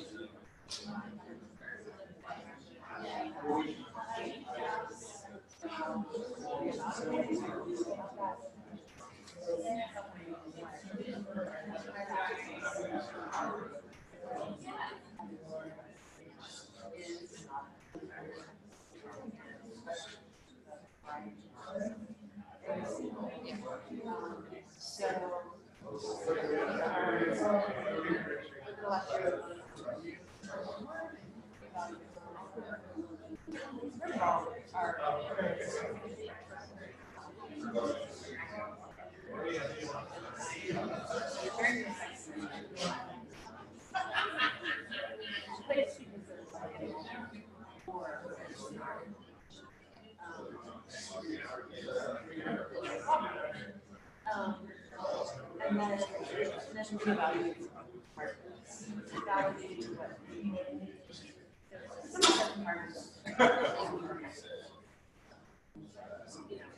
or some of that stuff. Again,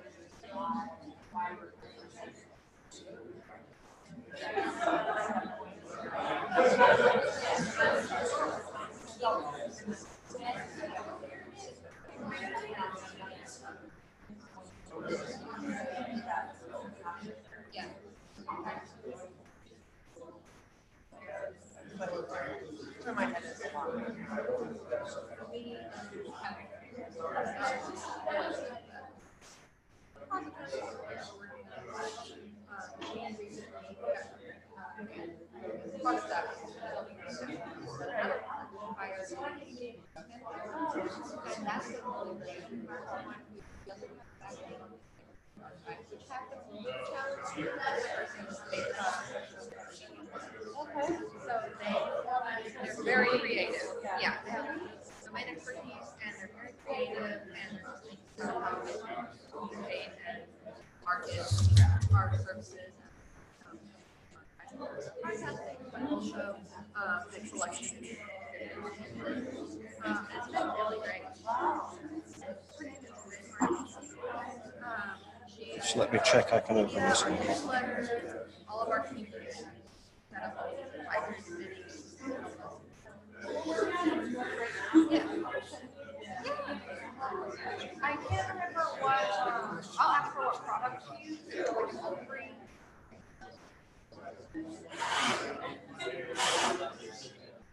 Literally, that's for our new newsletter.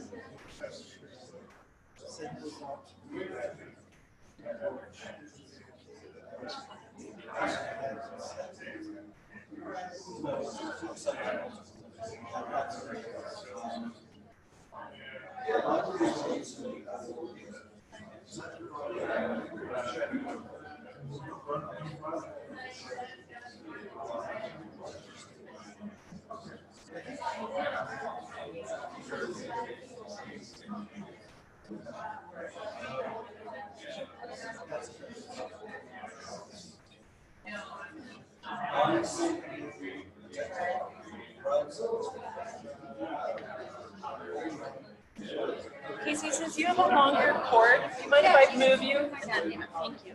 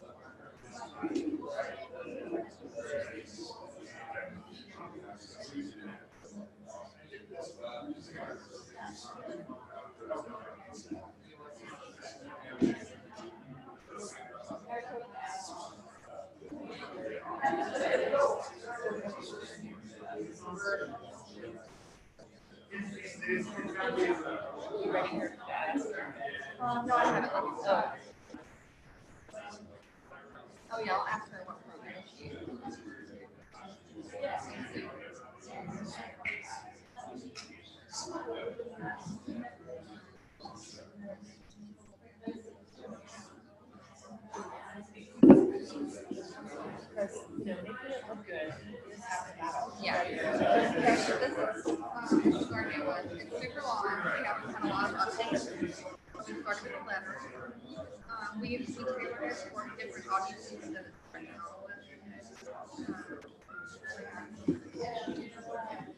Selection growth.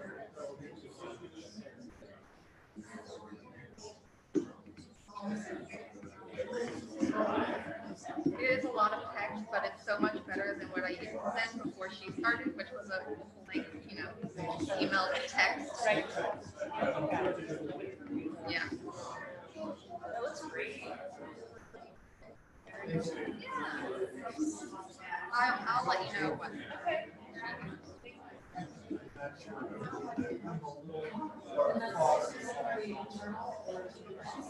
This is for the APA. We sent it out to everyone who signed up for our newsletter. We have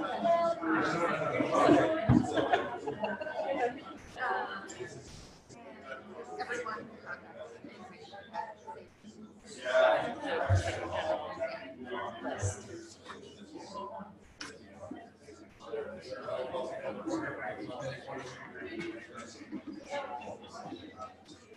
no, we're American Archives. AAP is already taken.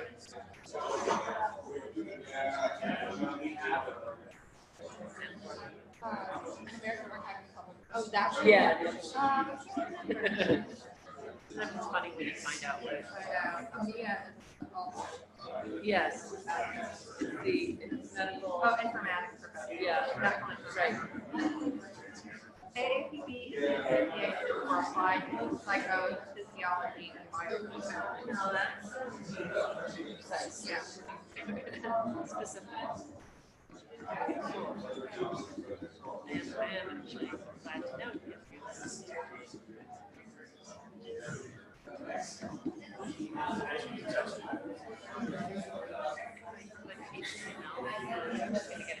So what we've been doing is instead of sending it out to list, we will use this as our campaign process to send it out. Got it.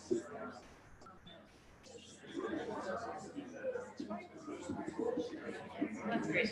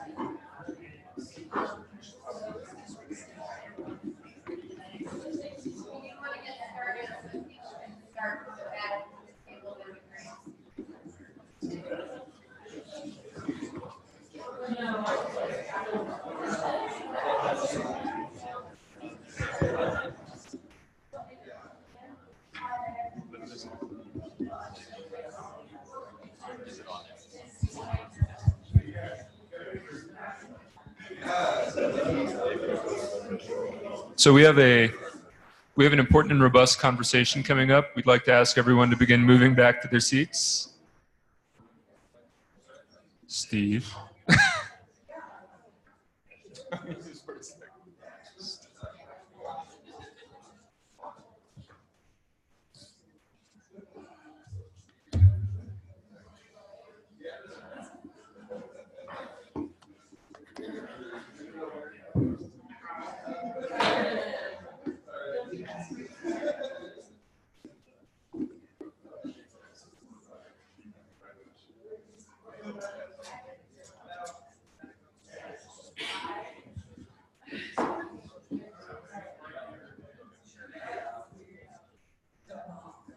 As I was saying, we're actually 4 minutes behind schedule now.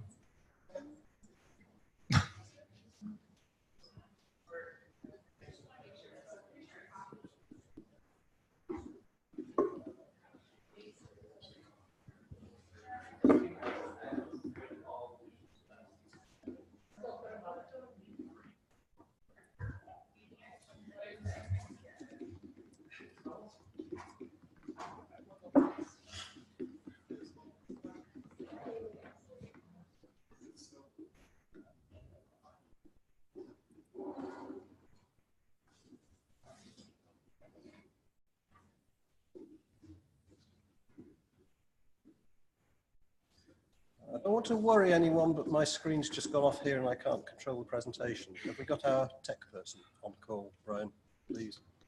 Brian.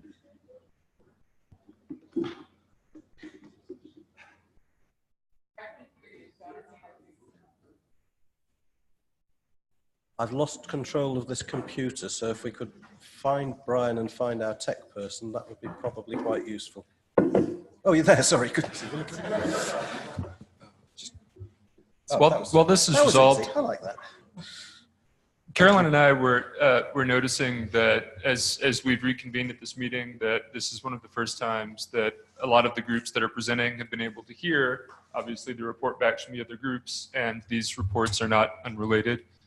So we wanted to make sure that towards the end of the day, if we had time, we could revisit some of these things. But in the event that we don't have time, or that some of those reconsiderations require writing or something like that, that it might be good to get a sense of how many of the people in the room right now will be around later this week for Connect.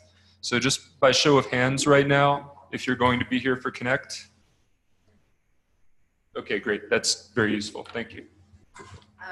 Wait, quick thing too, just for record keeping, did everyone add their name to the list of attendees on the wiki? If you did not do that, and you don't have edit access, could you just Slack us to add you? I want to make sure we have a accurate count of who is here partner-wise.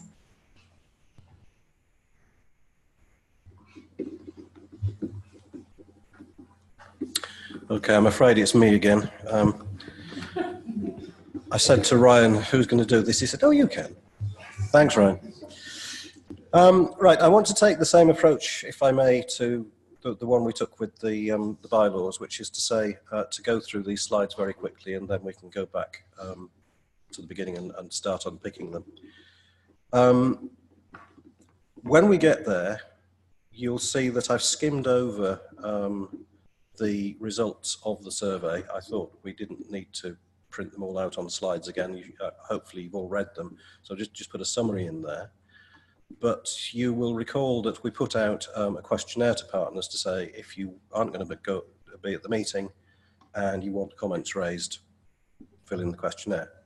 And in fact, all the people who raised substantive comments, there were 5 replies, all the people who raised substantive comments are actually sitting in the room. So I'm going to leave them to make their comments again themselves at the appropriate time, rather than attempt to summarize for them, if that's okay. Richard, sorry to interrupt. I just want to make sure we have our note taker. I think it was Dan and Esme's doing this section. Great, thank you.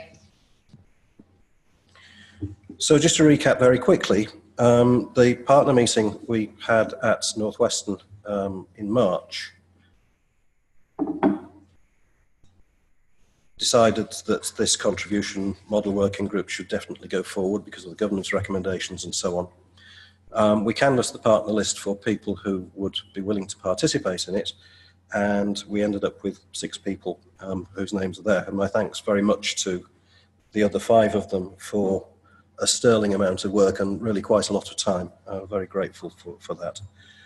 But in coming to that group of people, we were consciously, Ryan and I were consciously trying to get a balance of representation.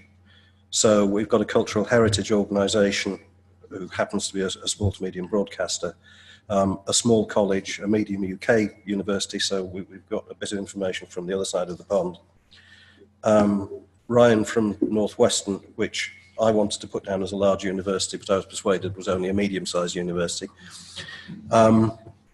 Stephanie Taylor from the University of London, and a large UK university, but also importantly a service provider now, and another medium-sized university in Houston. So that was the makeup. The brief we were given by that partner meeting in March was that we should define what a partner in good standing means. We should take on board the fact that partnership cannot be defined by financial contribution levels, which is to echo something I said in that meeting, which was that over the past 10 years, it'll be less than that we've actually been taking on partners, say 8. We have always said to partners, we will never say, you can only be a partner if you give us this amount of money. That's always been an understanding. That we should develop a mechanism for identifying, valuing, and monitoring in-kind contributions.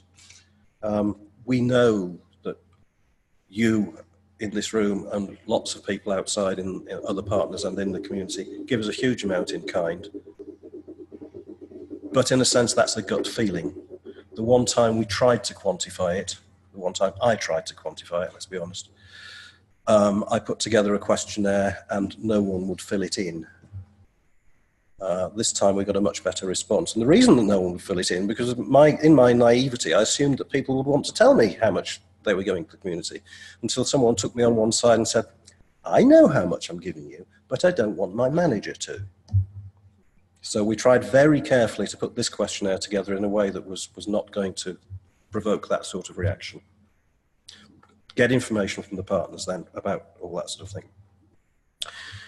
This is to make recommendations about fundraising, though actually fundraising models itself were specifically excluded from our brief. And to have an interim report by Connect 2018 and a final one no later than the partner meeting, well, it says 1st of March, but the implication is the partner meeting next spring. So this is a draft report. This is for comment at the moment. We've talked about voting on it, but I suspect it will need redrafting, or at least modifying. We shall see.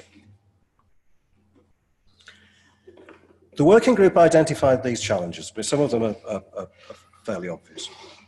But if we're going to take on 1 or 2 permanent staff, it requires a stable funding stream. And we were advised, in fact, steering had these numbers before ever this working group was formed, because we were thinking about staff ourselves, that it would cost between $165,000 and $210,000 per person per year. So that's salary, benefits, a decent travel budget, and so on. And one of the things the working group did was to actually take some other soundings on this, and the message we got back is actually those are sound figures, they are not unreasonable. But of course, employing permanent staff means cash in the bank. It's not in-kind contributions. And I think we would like to think we would have 2 years cash in the bank, or at least the guarantees of it, if we were going to appoint the right sort of person to the jobs we're talking about. Second challenge was to investigate a contribution model that might address that and be more explicit about what the community expects from partners. Okay, fine, that's not, I think, controversial.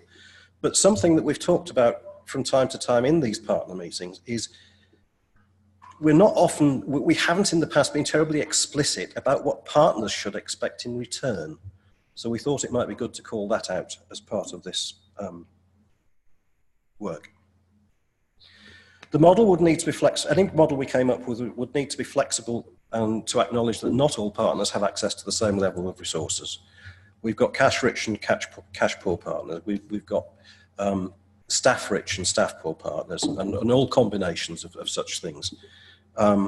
We've got to come up with a model that will accommodate all these variations. And we also wanted to at least raise the issue. We haven't addressed it very much in this report. We've sort of flagged it perhaps for later work. But what about supporters? It's a term we coined to use people who might want to give Samvera money because they were involved in the community, they were using the software, they had long-term plans, they wanted to ensure the long-term stability of the software and the community itself. They're prepared to give us money to do that. But what do they actually get out of it? What can we say? If you give us this money, thank you very much. We'll do this for you, though, to acknowledge this contribution. And actually, we have two at the moment. It's not widely known, but there are two organisations who, for the last 2 years, certainly, perhaps even 3 in one case, have contributed to annual fundraising who are not partners. We think there will be more of those as the software gets more widely adopted. So, we did the logical thing. We went hunting around for all sorts of models. There's a list there. If you go to the working group page on the wiki, there are actually links. Rather like the governance working group, we found that none of them was an exact fit, but quite a number of them had elements that we might want to pick up and use, and that's indeed what we did. We put out the partner survey I've just talked about to better understand the contributions that people are currently making, and we got back information about code-related contributions that were coming in, the time people put into meetings and calls, meetings like this, among many others, admin-related stuff, organising meetings and that sort of thing, hosting meetings, as Utah are doing at the moment, and training-related contributions they were making. And as I say, I don't want to go through those pages in detail. There are lots of pretty graphs and colours and things in the report itself, which you will have read. But what we found was that partners contributed in a wide range of ways, and at a wide range of levels. That was, I guess, no great surprise. It was reassuring to note that most of them, for most of the questions we asked where we said, do you think you're getting a reasonable return on your investment in this area, the responses were always in the high end of the range. With the single exception of the partner calls, which, whilst they weren't rated as a total disaster, were noticeably less enthusiastically received than the other questions we asked.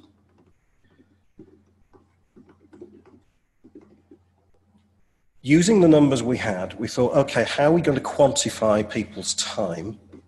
And we came up with a notional figure of about $45 per hour, which would include benefits and things like that. And if you apply that $45 an hour to the sorts of periods of time that people were putting into the community, you find that across the respondents to the questionnaire, it amounted to between $2,000 a year and $85,000 plus. Now, given that some of the questions were, are you in this range, that range, or the other, you know, is it between 10 hours and 20 hours or 21 hours and 30, we always use the lower number. So in fact, if people are working at the higher end of those ranges, you know, we may actually be into six figures in some institutions.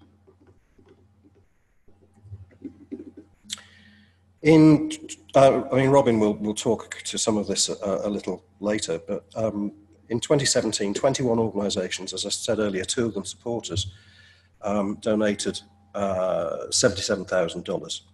Some of it was, by far the bulk of it was fundraising, but there were a number of donations. And they ranged from $1,000 to $5,000 a time. And as I say, Robin will talk to this later, but at the time I did this slide, and I suspect it hasn't changed, a few days ago, we'd got in 91,000 this year. But those numbers look nice, but actually when you think about them, there is a significant gulf between those numbers and what it would take to employ staff.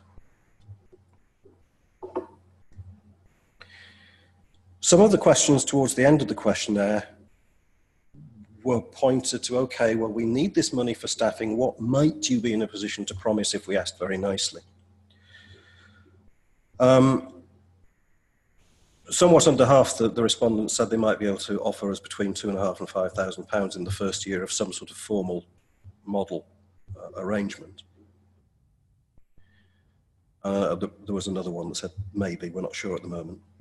Of the rest, 15% suggested they might actually be able to give more than that, but 40% said even that would be a struggle. Asked about future years, and the specific question was, what about a third year? The pattern was actually broadly similar, although actually a third roughly, of the people who responded. And I didn't say, did I? There were 20 responses from 34. A third thought they might be able to offer more than $5,000 a year in cash. It's way short. Way, way short. But anyway. Okay, we accept that not all partners are backed by the same level of resource. As I said, people rich, people poor, cash rich, cash poor. Some operate in a healthy national economy, potentially some do not. And, you know, that affects the funding that education has per se. And anything that we developed, we felt should take that into account and be based on the cash budget of the institutional unit that's the partner, which is usually the library, I guess. But if the situation ever arises that we get a partner from one of the less developed countries in the world, we might want to be flexible about what their contribution would be as a percentage of what those within the developed West were contributing. So in terms of recommendations, and again, I'm not going to go down this list because you'll have read it, but we actually tried to codify what partners should expect. I'm not suggesting that list is complete. It may very well be that you've read through it and think, well, actually, there are one or two things in there that could be added into it. You might even have some that shouldn't be in it, but anyway, let's not prejudge. If you work with this contribution model, you will get at least that from us.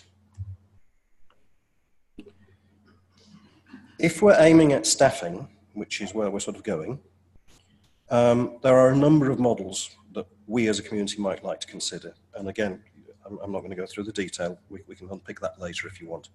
But it could be 2 FTEs that we pay for. It could be 1 FTE, perhaps in the early years, that we fund entirely, but actually does both the community and the technical work somehow. It could be 1 or 2 FTEs taken on by an institution, and some of their time is paid for by Samvera and given to the community.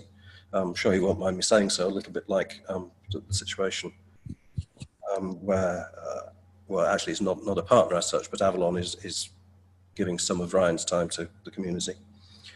An FTE employed by a partner, but with all their time gifted to Samvera, it has been discussed. It's not quite as fanciful as it might seem. Or, and this has been discussed as well in the past, an FTE seconded from a partner for 1 or 2 years, where during those 1 or 2 years, we, Samvera, pay the salary, either directly or through the institution. But the crunch being that that person has a guaranteed job to go back to at the end of the period, should that be the way it all turns out.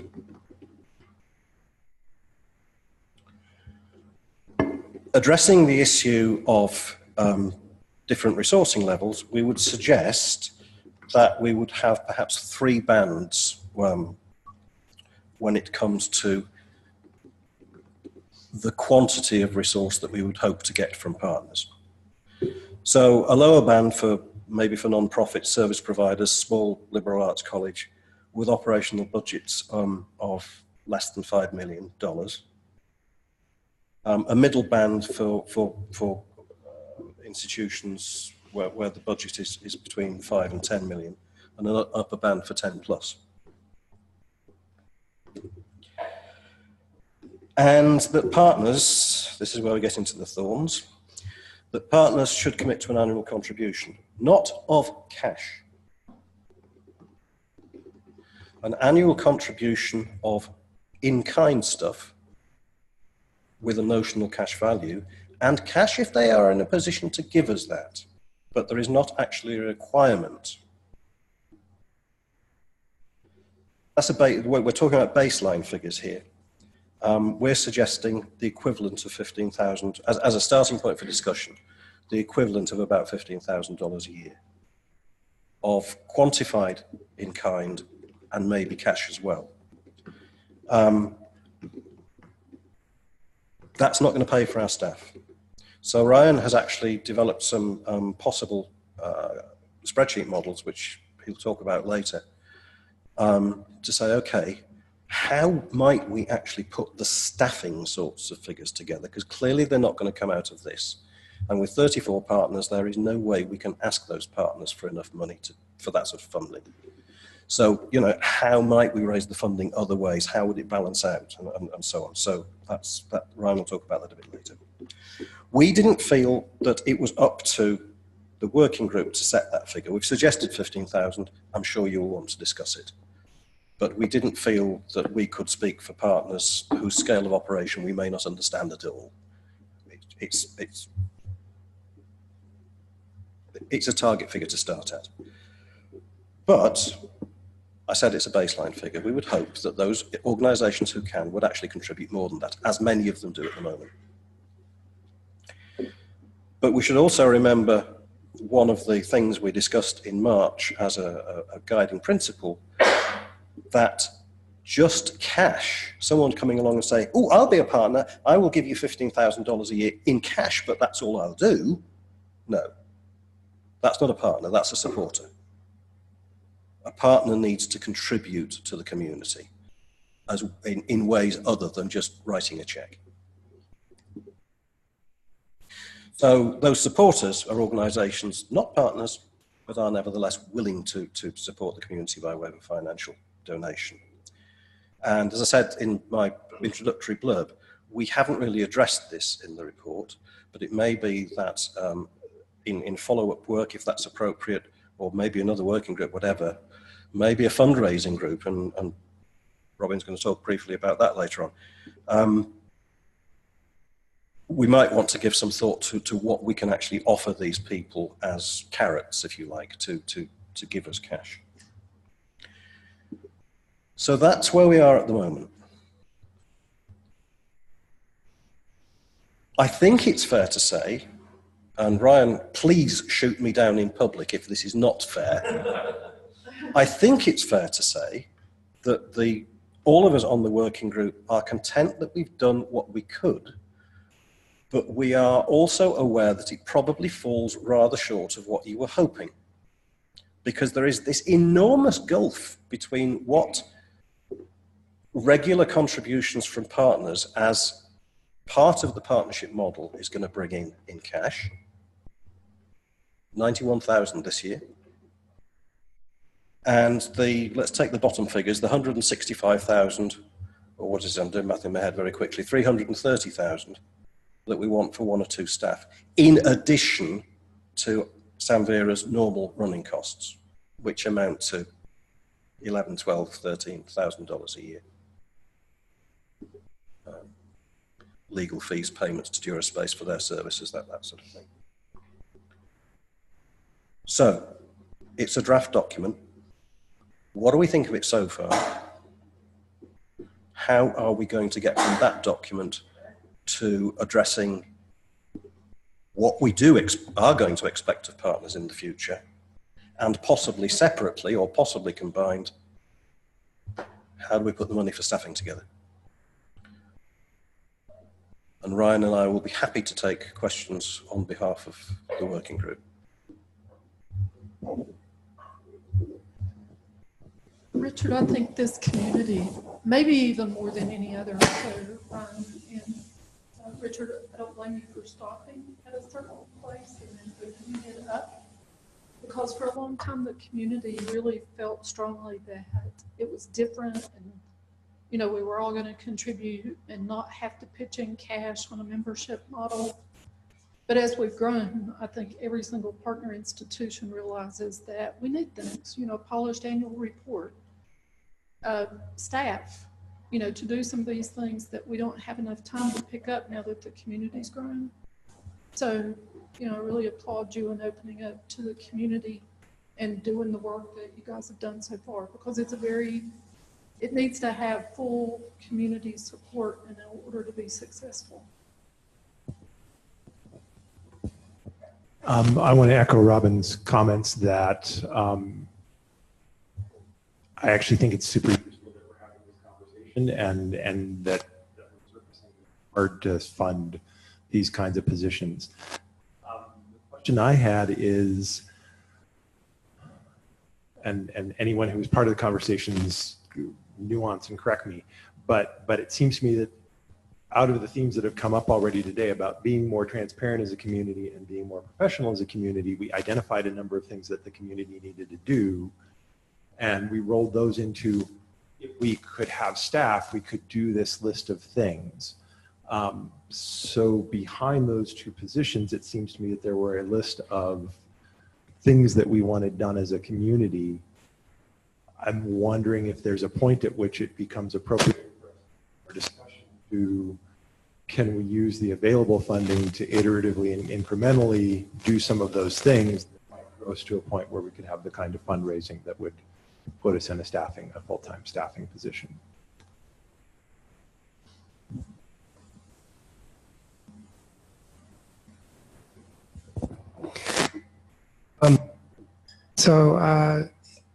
I find I'm struggling with what feels sort of like a conflation of the issues here in terms of we need to establish.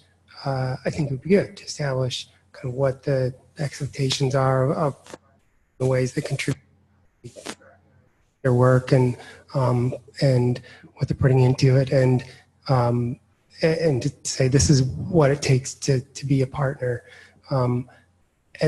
But we've also said that we absolutely need to have these funded positions, and or these positions that are more stable and sustainable as part of the Samvera. So feels like as it is now. Sorry, this is being kind of funny. That we can't. I just get so like pulled back and forth between these two things that we're trying to sort out.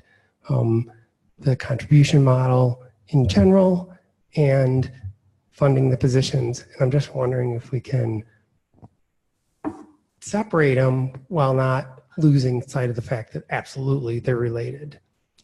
I think that's one of the reasons we stopped where we were. Our brief conflated them. And the more we worked on it, the more we realized you couldn't really do that. It wasn't going to work.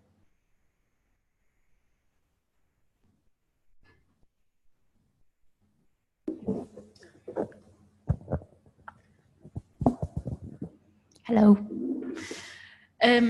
So as you know, I did comment, so I thought I better relay my comments here, since she said you expected people to do that.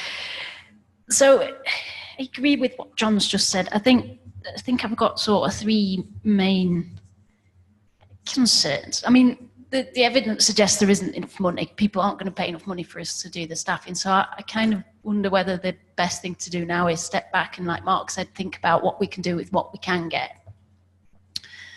And by being so focused on we need 2 members of staff, that's where we want to get to. Maybe we're missing something. I'm not against us having staff. I think it would be great, but the one thing that worries me a little bit, and it always has worried me, and maybe it's because I'm a bit of a socialist at heart, but it's like whether what we are running here is an open community or an exclusive club. And I think the more we start defining what you get if you give us money, the more we start to get towards what worries me, that you can be a member of the community, but you don't get some things if you don't pay us money. And that for me is quite problematic. And I guess that raises the question for me is, are we better off with time or are we better off with money? Because if that's what it comes down to for institutions, oh, we're going to give you 15 grand and then we won't give as much time. And I know you're saying that won't work as a partner, but you can scale back. And they're my main concerns, and that's pretty much what I said in my response, the feedback response. It reflects one concern that we, the working group, increasingly felt as we worked on it. And that is that if you went out and asked partners for a sum of money, you will give us this. Or indeed set your goal so high that they felt they really couldn't put that sort of cash together, they would start to ask the question, if we weren't partners, what would we lose? And actually, when you look at the list, it's not that much. Because we know we've got lots of people in the community doing fabulous things who aren't partners for whatever reason, and they're having a good time. And we wouldn't be asking them in the same way that we might partners to produce cash. So why would the partners do it? And that to me that's part of what we are. You know, on the list of what you get as a partner was Samvera Connect, and I thought, well, does that mean only partners will be able to attend in future? And then I'm sure that wasn't your intention by saying it, but it's like where you start having to figure out what you get if you're a partner and why people should be partners. Do you start restricting access more and more? And I just think that's a principle for me, that's a major principle we must not break. This is an open community and it's open software. And at its heart, it's the community. And the partners are there to make the community work.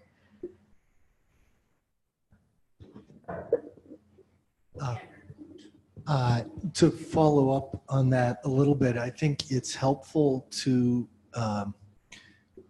remind ourselves and maybe articulate a little bit further about who the we is in Samvera and the partners, because it's easy to think of, you know, this institution are partners, but in many cases the support for Samvera partnership is not consistent top to bottom.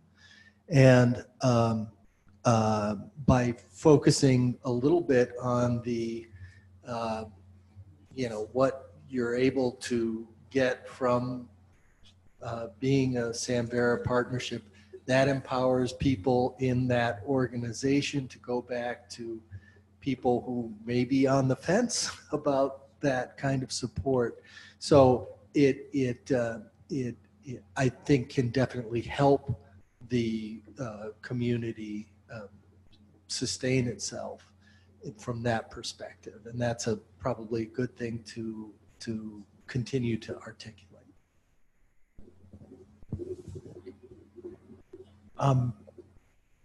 To be very brass tacks and to think about the who's in and who's out, having been involved in a number of community decision-making processes around, are we going to pay for paid Slack? Are we going to have the governance proposals go forward?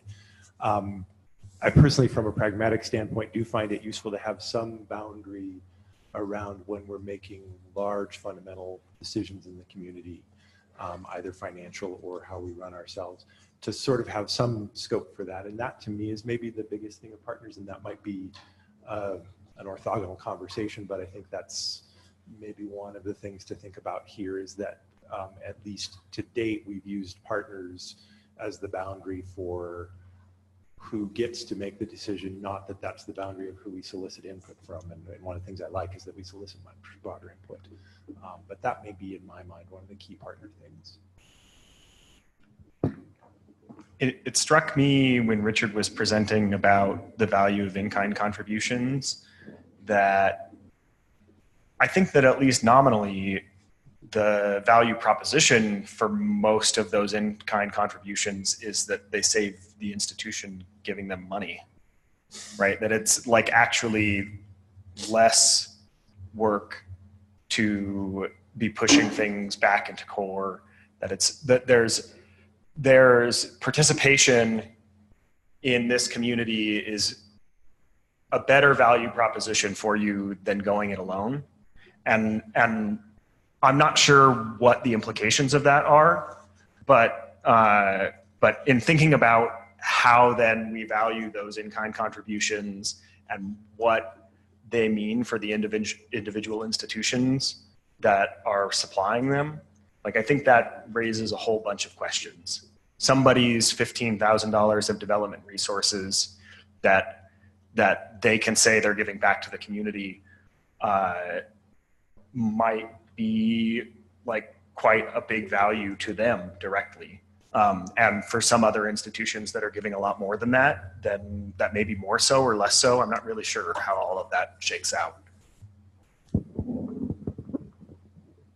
I can speak to that a little bit from the point of view of UVA. I have a new dean who came in and looked at things very differently, and I've had to use this 2 years and basically getting him on board with what we do and the value of it. And that was helped by him going out and hearing a lot about the value of this community in particular. But, you know, when people were running a risk, and I know it's a fine balance, we'd be given $5,000 a year to Samvera, and when they compare that 5,000 to other things that they're funding, it looks more reasonable. If it was 15,000 plus time and effort from people, I think they would look harder at that, and it could become something that they would eliminate. So I just think we have to be really careful about how we do that and what kind of restrictions we put on different kinds of institutions, because we really want smaller places to also benefit. Yeah, that really rings true to me, and like hearing you frame it that way makes me worry that the partner is putting out this expectation of X dollars worth of in-kind contribution, frames it that way for administrators, right? Like it explicitly puts them in the position of asking whether that's a good value proposition for them, instead of thinking about the like participation in the community and the professional development out of it, and the ability to ship a software product that they wouldn't be able to do on their own. I completely agree, and I think that's a good reason to go back to the notion of separating out what partners get from participating versus the funding of positions. Because I think if you are doing fundraising for the explicit purpose of funding positions, then the positions are the justification. It's not participation in the community that requires people to be stepping up and giving significantly more than they have been. It's, we want to have a community that has this position with this leadership and these benefits that we can justify for having that money be more effective than having to hire a new person or have the work not happen. I think one of the things that strikes me about this conversation is that it is extremely related to the conversation about the 2.5% initiative, that white paper, which I don't like, I'm going to be honest, because I think it is an unrealistic expectation. I think people who don't know what they're talking about wrote it. That's just my opinion, and I'm happy to have that recorded. Because it is an issue that technology faces more so than other parts of library organizations. And in some respects, I think some of this conversation needs to be happening at a higher level, that AULs and ULs need to be honest with one another about what it takes to support open, and we aren't being honest with ourselves, or amongst ourselves, I would say. It also struck me when reading this report that I'm not sure how many financial decision makers were actually on that working group. And I asked that I note that because I think my perspective as a financial decision maker who already gives money to Samvera may be different than, say, somebody who doesn't, like Ryan. No offense, Ryan. Because I recognize what it is that I'm paying for and why I'm paying that bill. And I don't know, it was something that struck me looking at the makeup of the group and not being surprised that the document, the draft, came back with a help kind of response. And I just wonder if that may be something that we should be talking about, is who in particular should be helping. So the group was made up of people who volunteered. Yeah, no, I totally know that. I say we got a spread of institutions. Actually, that was rather fortuitous. Those were the people who volunteered. No, I totally know that. You know, Robin's comments about spending 2 years getting her dean to understand the value of this, I know that Robbins Dean is not the only dean who has come in new, right? We have a lot of new deans of libraries joining new institutions and not necessarily understanding the value of it because they either don't have a technology background or they come from institutions that were largely just purchasing things off shelves. So I think in some respects, this goes back to those financial decision makers needing to be on board and needing to understand that this is on them more so than it is on a developer to try to come up with a contribution model.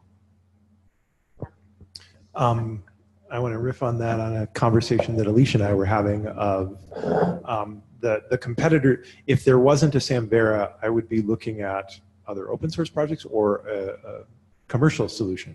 And a commercial solution would have a price tag.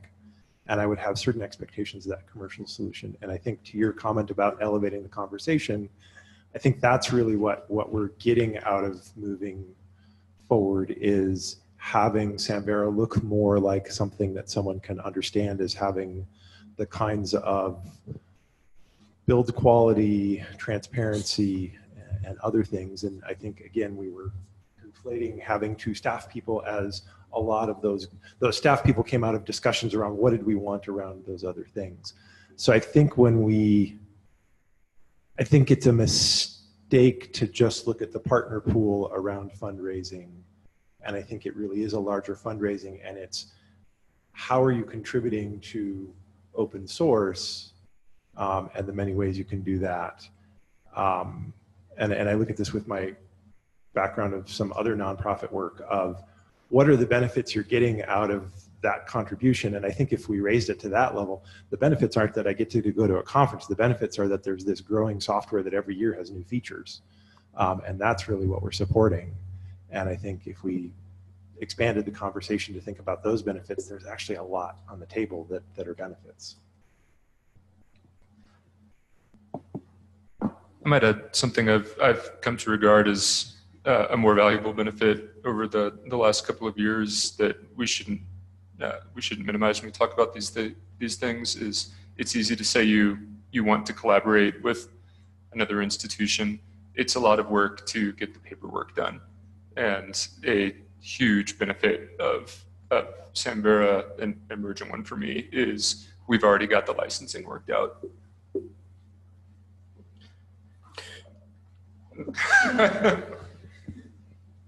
I don't know if Tufts is unique, but we've spent the last 3 years trying to migrate to Fedora 4. And I think I would have a hard time convincing our folks to up our contribution because our librarians and our administrators are not seeing the value. They're not seeing any new features. They're not, our users are asking for, excuse me, I'm a little nervous here. Our users are asking for additional functionality that we hadn't been able to provide. And I think we're getting to the point, we keep saying, oh, we're almost there, we're almost there. And at this moment in time, I think we would have a really hard time convincing the people with the purse strings to pony up an additional $10,000 or $15,000 for something that they don't see the benefit. We can see the benefit, but it's hard to argue what benefit is when you're not seeing any progress. Again, I would just say that I paid lots of money for things right now, which I'm not going to name, that I have never used. And I'm not talking, I'm talking a lot of money. And again, I think it is a recognizing that the financial decision makers have to be the ones to be sitting in the room pressuring one another into understanding why they're doing these things. I can name lots of institutions who are doing the same thing. They're paying into organizations or they're paying into projects and they see no value from it ever. there's one project in particular I'm thinking of. We probably will have spent over $100,000 on and never use. And I think some of this is a problem of we don't recognize that the financial decision makers aren't recognizing that we have to call the herd, that there are projects out there that are worthless and we aren't going to participate in them anymore. And again, I feel like that conversation needs to happen because we as a community are feeling financial pressure because of all of that, not just because numbers don't match up, right? I think I would be happy, to get rid of that $20,000 and maybe put it somewhere else. I will, but I think it's just a conversation that needs to happen at a larger level. I'm getting into more detail than may be useful, but as a follow-up to what you're saying, I'm not sure that I could get my university librarian, who is, generally speaking, well-disposed towards Samvera, to have that discussion directly with other ULs. So I think the people that are excited and want to promote Samvera are the people that are participating in it right now. So maybe we're missing a link there.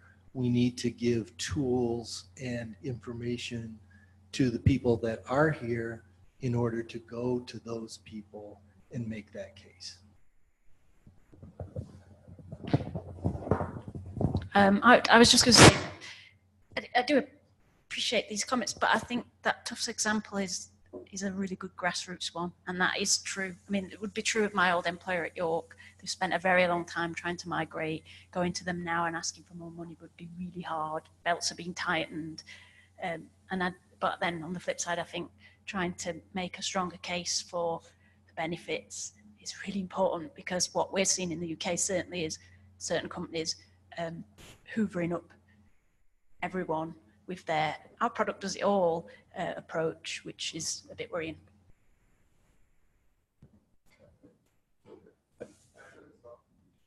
No.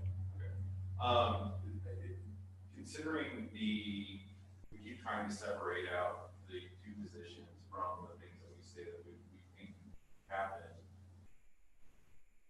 I have limited scope in this community. We've been around for about a year, but I don't know how you're going to get those things done without these positions. The community works. You have someone who can start around creating all of those materials, go out to the AULs, talk to, get those materials together to leave behind with members of the team, talk to the AULs. And certainly all the technical development talking about. It's one of the things I've been thinking about a lot with all of this is, whether or not we actually want to grow as a community. Is it going to be pretty? I think we all principles say we want to grow, but there also has to be more outreach for that to occur. And as was described in the situation at Tufts and other places, we're also starting to hit that point of we've been around for 10 years. We've got to start, and we're having team turnover. We got to start selling back to ourselves, and that's going to be a constant cycle now for past that.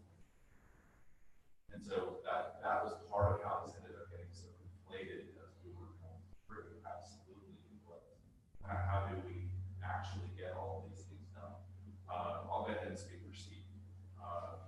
Steve works very, very, very hard. He's in theory 20% on.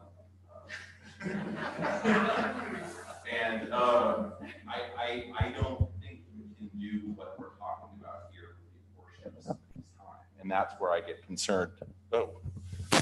And I don't think you can do that with a portion of someone's time. And that's where I get concerned, is can this person or these people, certainly if you're talking about someone with a 6,000, 30,000 foot view of what's going on in IT and the development, that you can't do that with a portion of someone's time. I know what it looks like right now to be in theory 40% Samvera, and you know it fluctuates week to week, but it's going to be a lot more if that's what you want out of this person. Anyway, that's it.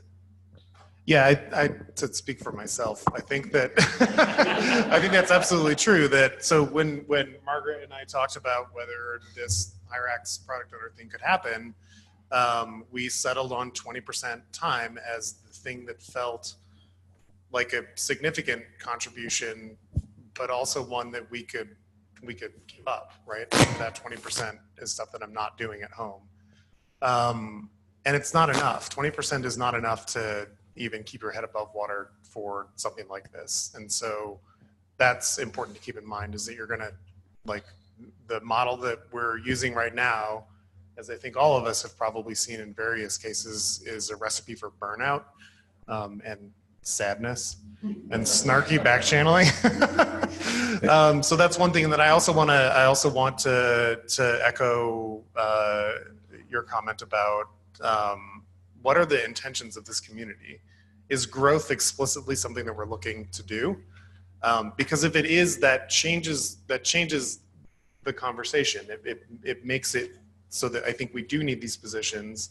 It does things like it affects roadmaps, right? Hyrax is going to move in a direction based on what we think as a community adoption is going to look like. And if adoption is this room, then that's going to change what that roadmap looks like. So I think, similar to how Rosie's asking for, like, you know, let's take this up a notch. I think we need to have that conversation ourselves about what our intentions are, because I don't know that I've ever heard that explicitly, like, stated, like, we're looking to grow, or this feels big enough. Just quickly.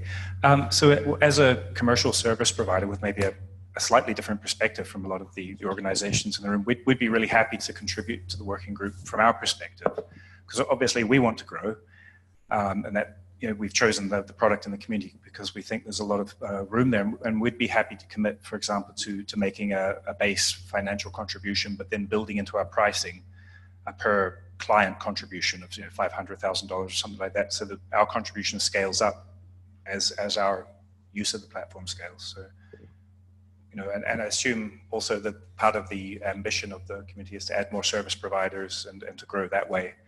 So perhaps we can add some idea of how that might be modeled. Real quickly, we're at the 5-minute mark for this. So if you have something big queued up, maybe consider adding it to the parking lot. So I'm new to this community. I'm standing in for Karen Cariani today.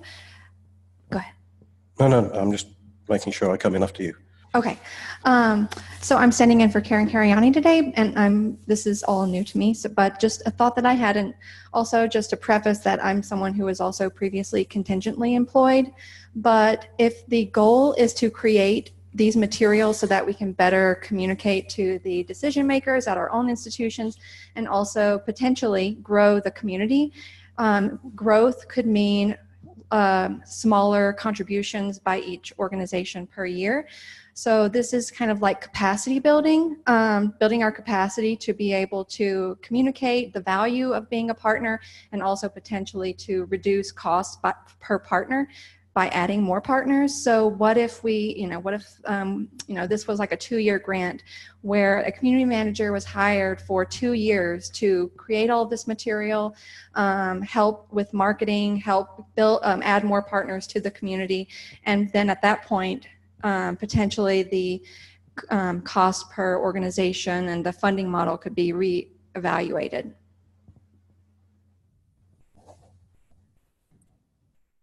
Chris, before we lose the thread of time contributions, there was something you raised on your questionnaire that you wanted to bring up, I think.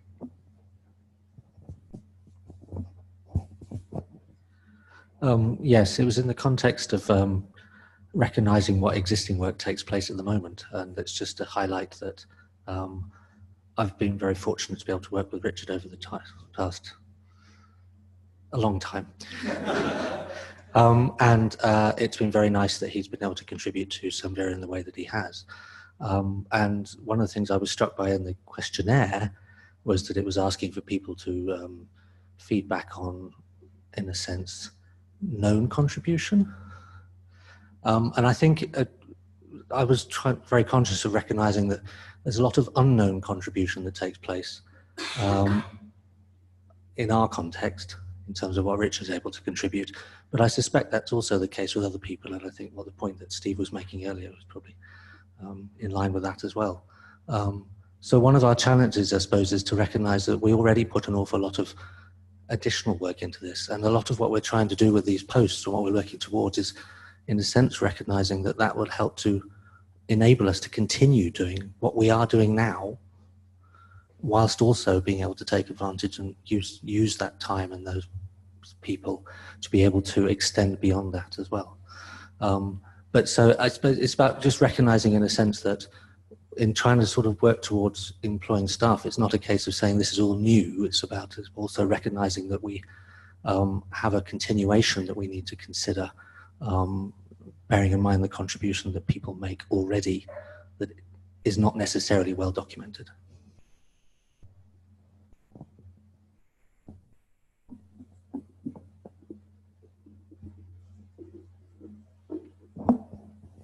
I really like the idea of maybe some sort of a grant project to get over the hump that we're trying to climb here, and I think that has good potential for moving us forward. There's so many things here still. I feel like we are not even close to being done with this conversation, but we only have a few minutes left.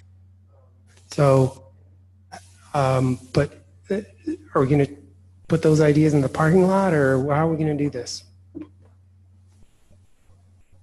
Because that could be kind of, do we have more time today? Our goal is to have time at the end of the day where we can try and get through some of the things in the parking lot, but we think it's important that you record the ideas over there in that document.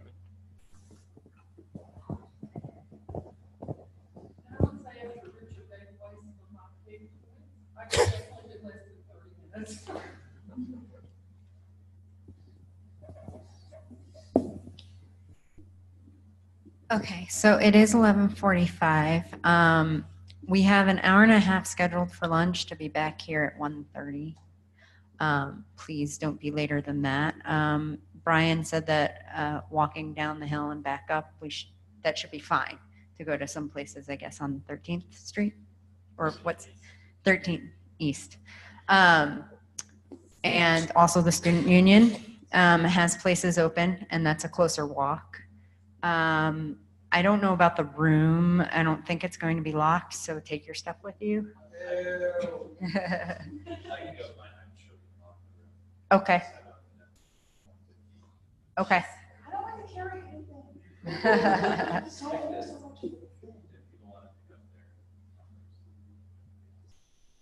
Okay, great. Any other questions before we break for lunch?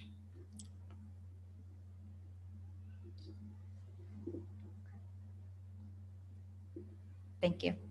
See you back here at 1:30.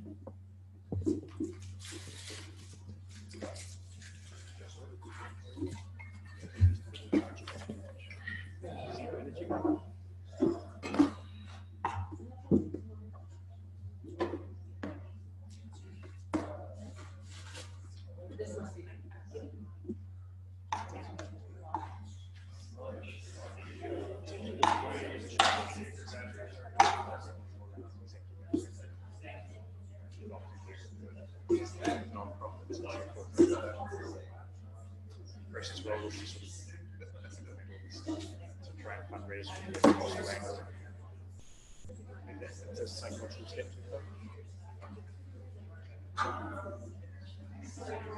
You never know.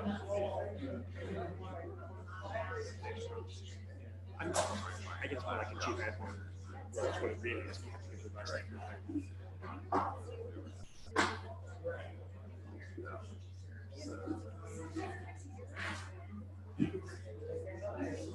Well, no, I'm doing the whole share code.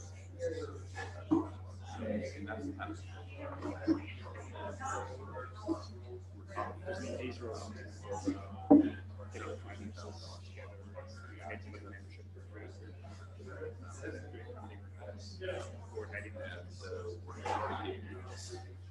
stuff no one wants to be distracted.